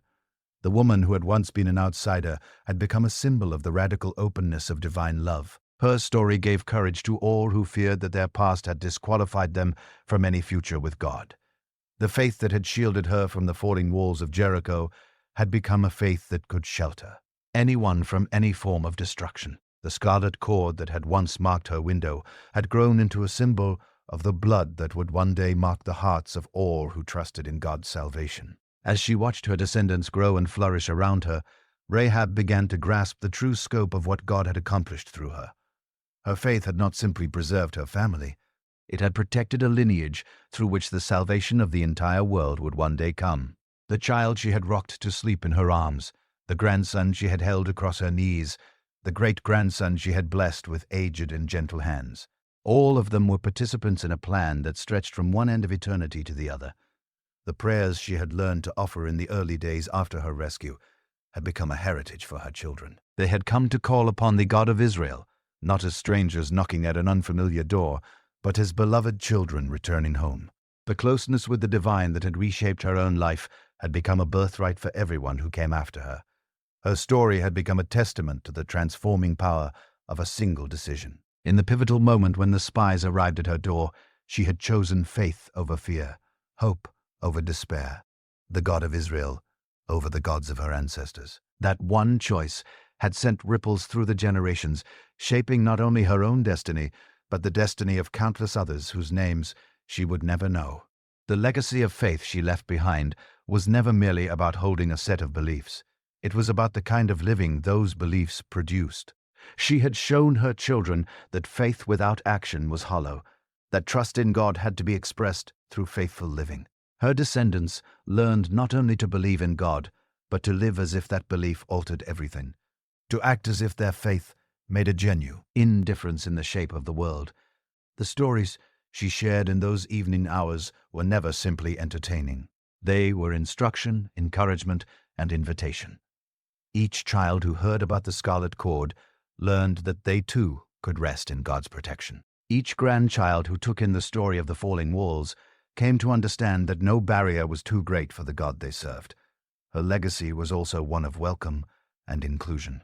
She had been a foreigner who became family, an outsider who became essential, a woman burdened by a shameful past who became a revered ancestor. Her story announced that God's love was available to every person, regardless of their starting point or circumstance. The faith that had begun as a desperate wager had matured into a confident and settled trust. The woman who had once concealed herself behind deception had become a source of light. The life that had once seemed destined for nothing but ruin had become a wellspring of blessing for generations yet to come. As she read herself to pass from this world into the next, Rahab could look back with deep contentment at the faith she had nurtured and the legacy she was releasing into the hands of those who followed. Her children and grandchildren would carry forward not only her likeness, but her devotion, not only her name, but her allegiance to the God who had rescued them all. The scarlet cord that had once marked her window for salvation had become a golden thread woven through the tapestry of divine redemption. Her faith had become a passage in the eternal story of God's love for humanity, a story that would continue unfolding long after her own chapter had drawn to its close. In the hush before sleep, she would sometimes murmur the same prayer she had first learned to pray in those early days. After her rescue, "Thank you, God of Israel, for choosing me, for saving me, for using me." And in the stillness that followed, she could almost make out the echo of that prayer rising again from voices not yet born, from descendants not yet conceived, from children of faith who would one day carry her legacy into a future she could not see. Rahab in the scriptures. Centuries rolled past after Rahab's voice had grown still, yet her name refused to be buried. The woman who had once leaned from her window in Jericho to watch the Israelite army pass below had become far more than a figure from ancient history. She had become a symbol, a witness, a living illustration of divine grace that would speak to generations who had not yet drawn their first breath. When the writers began setting down the genealogy of Jesus, they faced a decision. They might have recorded only the names of men following the well-worn pattern of Jewish genealogies, but something moved them to include the names of 5 women, and among them was the name of Rahab. In the Gospel of Matthew, her story became inseparable from the greatest story ever told. The inclusion was extraordinary for more reasons than one. Most genealogies of the era traced only the male line, treating women as little more than vessels through which the family name passed from one generation to the next. Yet here, in the most consequential genealogy ever committed to writing, Rahab's name appeared beside those of Tamar, Ruth, Bathsheba, and Mary, women whose stories of faith and transformation had become essential to any full understanding of God's character. She was listed not as a footnote or a concession, but as a vital thread in the divine design. She was named as the mother of Boaz, the grandmother of Ed, the great-grandmother of Jesse, the great-great-grandmother of David. Her faith had been laid as a cornerstone in the foundation of the Messianic line. But the New Testament writers were not satisfied with a single mention of her name in a genealogy. They wanted to probe the deeper meaning of her story, to draw out what her faith revealed within the broader sweep of redemption. Her name appeared once more in the letter to the Hebrews in the passage that has come to be known as the Hall of Faith. There, among the towering figures of Abraham, Isaac, Jacob, Moses, and David, Rahab's name found its rightful place. The author wrote that by faith Rahab, the prostitute, did not perish alongside those who were disobedient, because she had welcomed the spies with hospitality. Her faith was lifted up as an example worthy of following a pattern of what it meant to trust in God in the middle of difficult and dangerous circumstances. The description was candid about her past. She was called Rahab the prostitute, but it was equally clear about what her life had become. Her faith had changed everything. The woman once defined by her profession was now defined by her faith. The woman once known by her shame was now known by her salvation. James, the brother of Jesus, also found in Rahab's story a striking illustration of how faith and action relate to each other. He wrote that Rahab the prostitute was justified by works when she welcomed the messengers and sent them out by a different route. Her faith had been expressed through what she had done. Her belief had been proven through her behavior.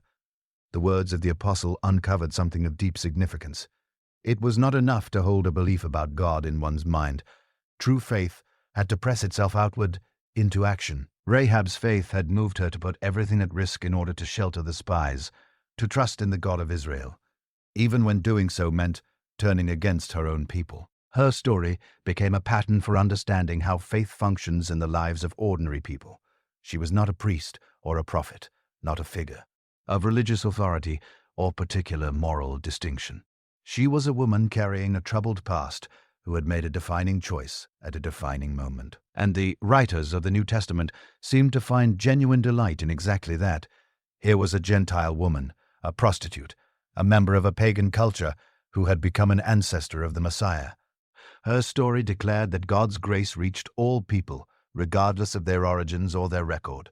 Her faith served as a bridge between the two great portions of Scripture, a living connection between the God who had delivered Israel from Egypt and the God who would deliver the world through Jesus Christ. The same divine grace that had drawn her out from the crumbling walls of Jericho would one day draw all of humanity out from the walls of sin and death. The scarlet cord that had marked her window for salvation became a symbol reaching forward to the blood that would mark the cross for the salvation of the world. Her story pointed ahead to the final and ultimate expression of divine love, the sacrifice that would make redemption available to every person willing to place their trust in God's grace. Christian teachers and preachers across the centuries have returned again and again to Rahab's story as a source of hope and encouragement.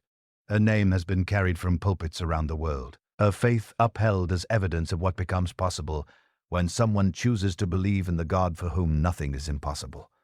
Her story has carried particular weight for those who carry shame about their past. If God could take a prostitute from a condemned city and place her in the family line of the Messiah, then no one lies outside the reach of divine grace. Her name became a promise that transformation was genuine, that redemption was real, that new beginnings were not reserved for those who had never stumbled. The woman who had hidden within the walls of Jericho had become a light burning in the dark, a point of hope for all who felt lost or forgotten. Her story had become scripture. Her faith had become instruction. Her name had become a source of blessing. In the pages of the New Testament, Rahab's story found its fullest meaning. She was never simply a woman who helped two spies get away safely. She was a participant in the greatest rescue operation in the history of the world. Her faith had been woven into the very foundation on which the church was built. Her courage had become part of the courage that would alter everything. The scarlet cord that had once preserved her family had become a thread in the vast tapestry of divine redemption that was being drawn across the face of the earth. Her story had become part of the eternal story of God's love for humanity, a story that would keep unfolding until the very end of time. Symbolism of the scarlet cord. The scarlet cord that hung from Rahab's window was never merely a useful signal for identifying a house to be spared. It was a symbol dense with meaning, a thread that connected her story to the wider tapestry of divine redemption. Woven into its simple fibers were truths that would resound across the ages, revelations that would speak directly to the hearts of all who longed for salvation. The color itself carried weight that went deep. Red, the color of life-giving blood, the color of sacrifice, the color of passion and power. When Rahab fastened that cord to her window, she was stepping, without fully knowing it, into a visual language that God had been speaking to humanity from the very beginning. The cord recalled an earlier moment when something red had marked a home for salvation. In Egypt, long before Rahab's time, the people of Israel had painted their doorposts with the blood of lambs, and the angel of death had moved past their homes. The same God who had preserved Israel through the blood of the Lamb was now preserving Rahab through the sign of the scarlet cord. But the meaning ran deeper than color alone. The cord was a line of connection, a bridge spanning the old life and the new, standing between destruction and salvation, between death and the possibility of life. When Rahab used it to lower the spies down through her window, she was, in a practical sense, delivering them to safety, but in a symbolic sense, she was creating a pathway to redemption itself. The cord became a witness to the power of faith to forge connections where none had existed before. It tied a Canaanite woman to the God of Israel, a woman known for her shame to the people of divine promise, a stranger to the family of faith. Within its simple fibers were woven the threads of inclusion and acceptance that would one day become central to the gospel message. The window where the cord was displayed was itself meaningful. Windows are openings, places where light comes in, points where what is inside meets what is outside. Rahab's window had been her vantage point for watching the army of Israel and for observing the power of God at work. Now it became her threshold into salvation. The cord also spoke quietly about the nature of divine grace. It appeared slender, almost fragile, seemingly too slight for the weight it would be asked to carry. Yet it held. This suggested that God's salvation does not rest on the thickness of human effort or the complexity of human planning. The simplest expression of trust, the most basic reaching out toward God, was entirely sufficient to secure divine protection. The instructions the spies gave Rahab about the cord revealed even further layers of meaning. The cord had to remain visible in the window, in plain view of anyone who passed by. Salvation was not something to be kept hidden. It called for public acknowledgement, visible commitment, open identification with the people of God. The cord also required the gathering of the family beneath its protection. Salvation was never designed to be a purely private matter. Rahab's faith would extend its cover not only over herself, but over every person who sheltered beneath the sign of that scarlet cord. The cord became an image of how one person's faith can create safety for many, how individual courage can carry communal blessing. The material of the cord itself, flax, the very plant from which linen was woven, linked it to the sacred garments of the priests, to the fine fabric used in the tabernacle, to the linen that would one day wrap the body of Christ. Even in its humble service as a rope for lowering fugitives from a high window, it carried faint but real echoes of holiness and consecration. The act of binding the cord in the window demanded a choice from Rahab. She had to decide whether to trust in the promises of the spies, whether to believe in the power of their God, whether to stake everything on the hope of being saved. The cord became the physical form of her faith, a tangible expression of her trust in a God she could not see. Through the centuries, teachers and theologians have found in that scarlet cord a preview of the cross. Just as the cord marked Rahab's house for salvation, the blood of Christ would mark those who trusted in him for eternal life. Just as the cord was visible to the army that came to conquer, the cross would be raised for all the world to see. Just as the cord saved Rahab's family from the destruction sweeping through Jericho, the cross would save God's family from the grip of sin and death. The cord pointed forward to other scarlet threads woven into the biblical record, the crimson thread that marked the hand of Zerah at his birth, identifying him as the firstborn twin, the red heifer whose ashes would be used for the rituals of purification, the scarlet wool that formed part of the cleansing ceremony for those restored from leprosy. Each red thread in Scripture seemed to call back to the others together, forming a pattern of redemption written in the language of color and sign. The fact that the cord's memory was preserved in Scripture suggested that God intended this symbol to instruct future generations. The story was carried forward from parent to child, from teacher to student, recorded carefully by scribes, and preserved in the sacred text. The cord became a teaching instrument, a way of conveying the nature of salvation to those who came after. In Jewish understanding, the scarlet cord came to be associated with the thread of life connecting each person to their divine purpose. It represented the bond between God and those who placed themselves under divine protection. The cord that had saved Rahab became a symbol of the covenant relationship that saves all who choose to trust. Christian interpreters found in the cord a forward-pointing sign of the scarlet thread running through all of the New Testament, the theme of salvation through blood, of life emerging from death, of redemption arriving through sacrifice. The cord hanging from Rahab's wee. Indau pointed ahead to the cross standing on Calvary.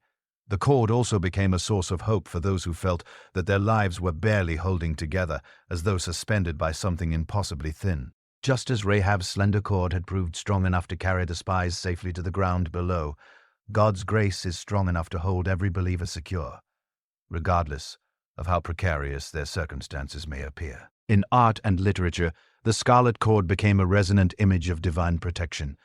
Artists painted it glowing against the stone face of Jericho's walls, a vivid line of hope cutting through a scene of impending destruction. Writers drew on it as a metaphor for the fine but unbreakable connection between heaven and earth, between human need and divine supply. The cord reminded all who considered it that salvation frequently arrives through the most ordinary means.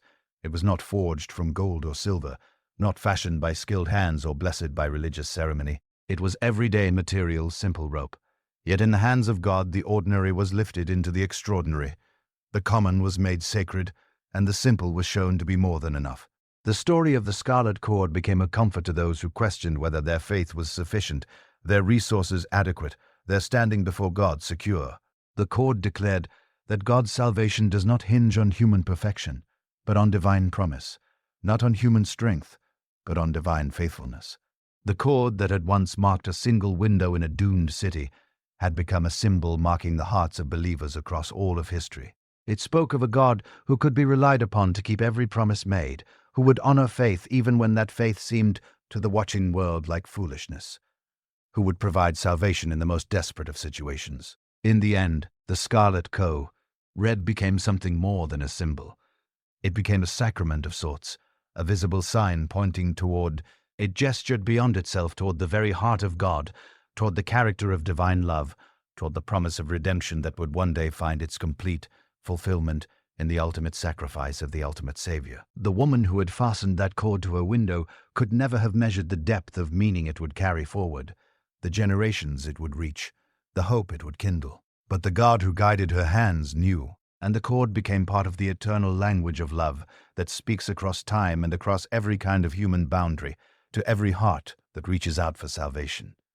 Theological reflections. Rahab's story opens wide windows into the deepest mysteries of divine character and human destiny. Her journey becomes a lens through which we can examine the nature of grace, explore the meaning of faith, and stand in wonder before the reality of redemption. In her passage from the walls of Jericho to the genealogy of Christ, we encounter truths that upend our assumptions and widen our understanding of how God moves through the world. Her story discloses a God who delights in choosing the unexpected. Human wisdom might have selected someone whose background was noble and whose reputation was unsullied to play such a pivotal role in salvation history.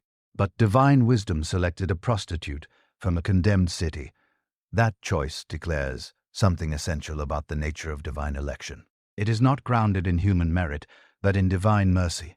The theological implications reach beyond the saving of one person to touch the very manner in which God builds the kingdom. Throughout Scripture, this pattern repeats itself. The younger chosen over the elder, the weak overturning the strong. The things that seem foolish, making wise, men fall silent. Rahab's inclusion in the messianic line establishes this principle at the very opening of the genealogical record. Her faith demonstrates the mysterious interplay between divine sovereignty and human responsibility. The God who had already determined that Jericho would fall still honored Rahab's choice to throw herself on divine mercy. Her decision mattered. Her faith carried genuine weight. Her actions had real consequences. The story suggests that divine sovereignty does not eliminate human agency, but instead creates the space for it to flourish. The mercy extended to Rahab even while judgment came upon Jericho reveals the complexity within divine justice. God is not arbitrary in the way blessing and judgment are distributed. Yet, divine action refuses to be boxed in by human categories of fairness. The same holy character that required judgment on Jericho's sin also carved out a way of escape for those willing to trust in divine protection. Her story illuminates both the universality of human sin and the universal reach of divine grace. Rahab was no worse than those who lived alongside her in Jericho, but she was no better either. What set her apart was not any moral advantage she held over her neighbors, but her willingness to put her trust in the God of Israel. This points to salvation being available to all, not because all have earned it, but because God offers it freely to all who will receive it. The transformation of Rahab's identity speaks to the capacity of divine grace to fashion entirely new beginnings. She was not simply forgiven for what lay behind her. She was given a new story to inhabit. The woman known as Rahab the prostitute became Rahab the faithful, Rahab the mother of kings, Rahab the example of what faith looks like. Grace does not merely wipe the slate clean, it takes what was written there and gives it an entirely new meaning. Her placement in the genealogy of Jesus suggests something profound about the Messiah who would come through her line. Here was a Savior who would not be embarrassed to carry the broken and the fallen within his own family tree, who would welcome into his lineage those whom others would have turned away. The genealogy proclaims that the gospel extends to every person, regardless of where they started or what they carried.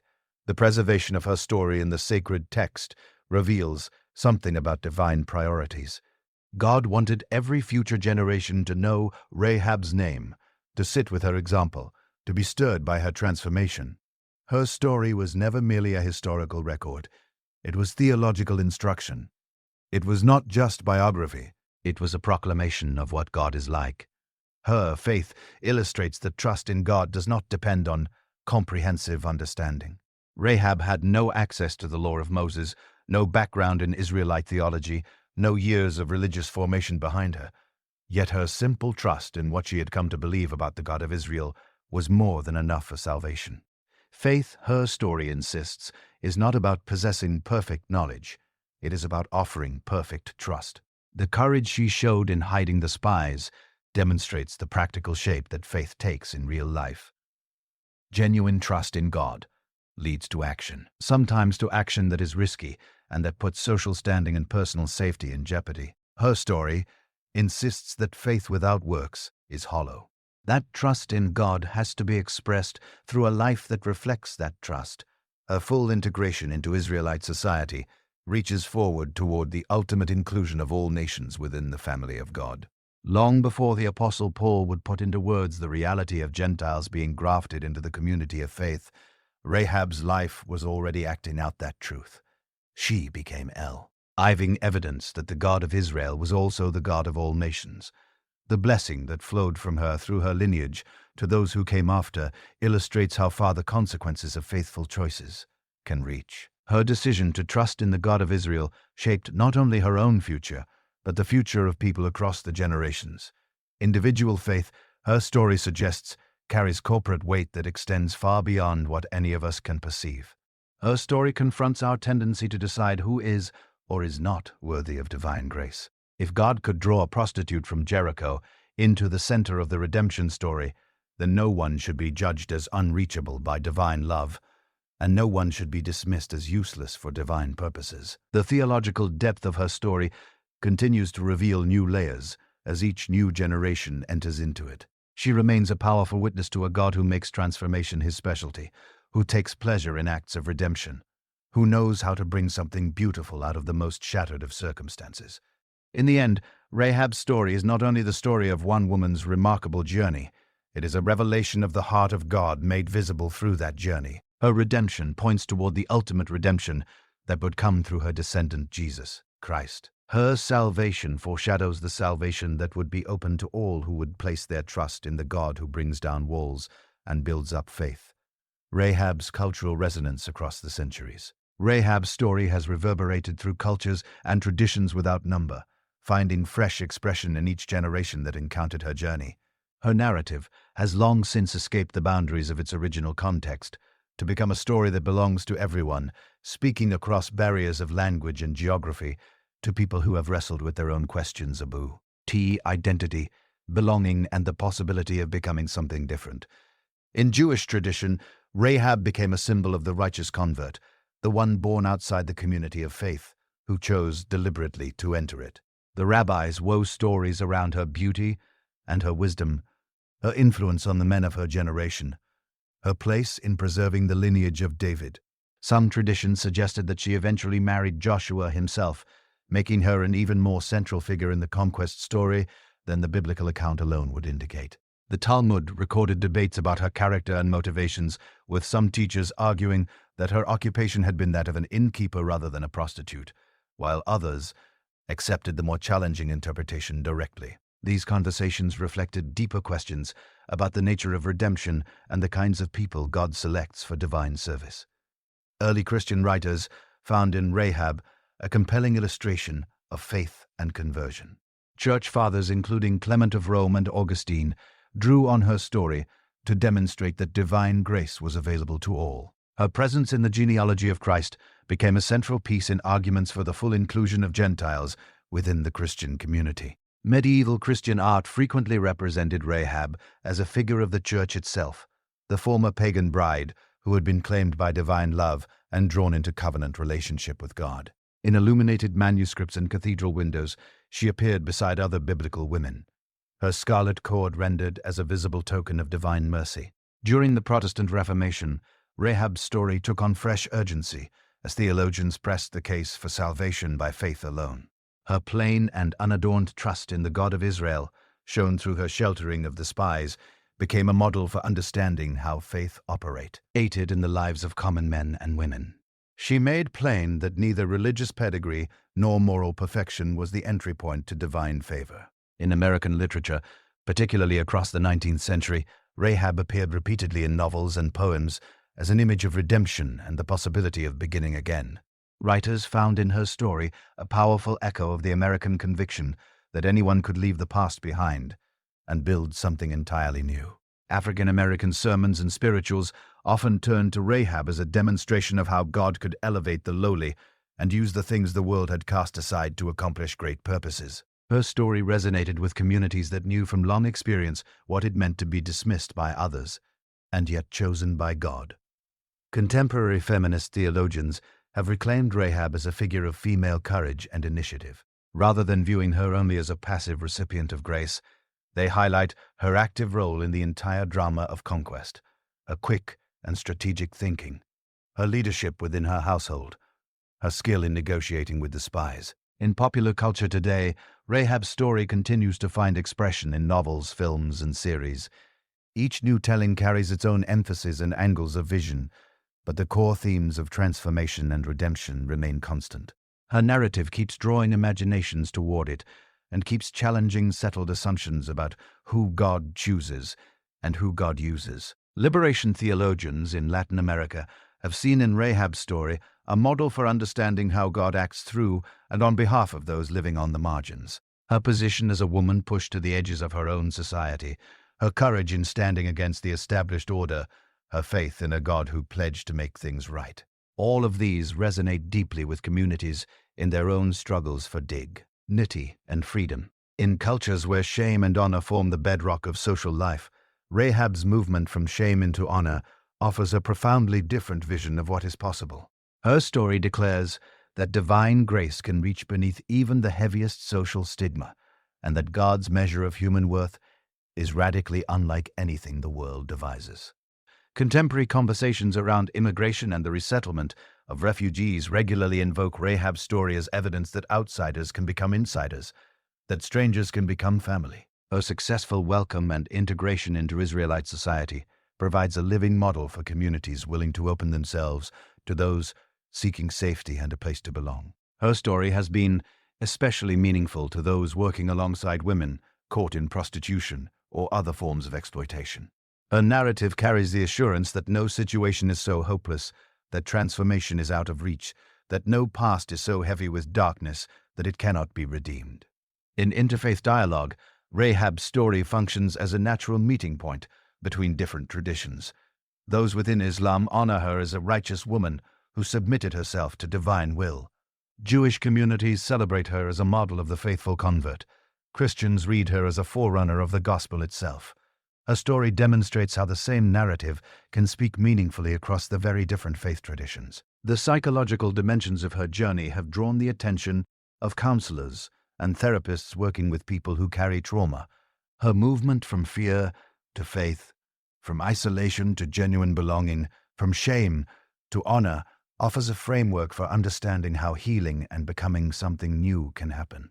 In academic life, Rahab's story has been brought under the light of multiple disciplines: the historical, the literary, the sociology, and the theological. Each brings its own instruments of analysis, but all arrive at the same recognition. Her narrative carries an extraordinary power to speak across every kind of human boundary. The artistic legacy of her story continues to grow. Artists working today find in her narrative rich territory for exploring exile and homecoming, transformation and identity, courage under threat, and the shape faith takes in ordinary life. Her story offers a template for thinking through how individual choices send their consequences rolling through history. Perhaps most significantly, her story goes on offering genuine hope to those who suspect that their past has made a meaningful future impossible. In a world that often seems to have little patience or room for those who have stumbled or been broken by circumstance, her narrative insists that transformation is real, that redemption is available, that starting again is always within reach. Her enduring resonance across cultures and centuries testifies to the universal human longing for second chances, for the gift of being accepted in spite of past failure, for the real possibility of beginning something new. Across every kind of boundary and through every era, people have found in Rahab's story a mirror for their own longing to be transformed, to be redeemed, to move at last into a future that is not forever shaped by the past. The sun descends over the ancient ruins of Jericho, walls that now whisper only of civilizations that have long since passed. Yet the story born within those walls goes on living and breathing and speaking to hearts around the world. Rahab's journey from the shadows of her former life into the open light of a new beginning remains as vivid today as it was 3,000 years ago. Her story presses us to reconsider everything we assume about worthiness and redemption in a world that so often takes the measure of people by their worst mistakes, their position in society, or the circumstances of their birth. Rahab's narrative announces a different and more generous truth. She reminds us that divine grace operates according to rules that differ entirely from human judgment, that God perceives potential where others can see only past failure. The scarlet cord that once marked her window for salvation has become a thread running through all of human history. It carries a word of hope for the hopeless, of second chances for those who believed their opportunities were finished, of divine love that reaches into the darkest of places to carry in light and life. As we sit with her transformation from outsider to ancestor, from a woman marked by shame to a mother honored across the centuries, we are invited to look honestly at our own stories.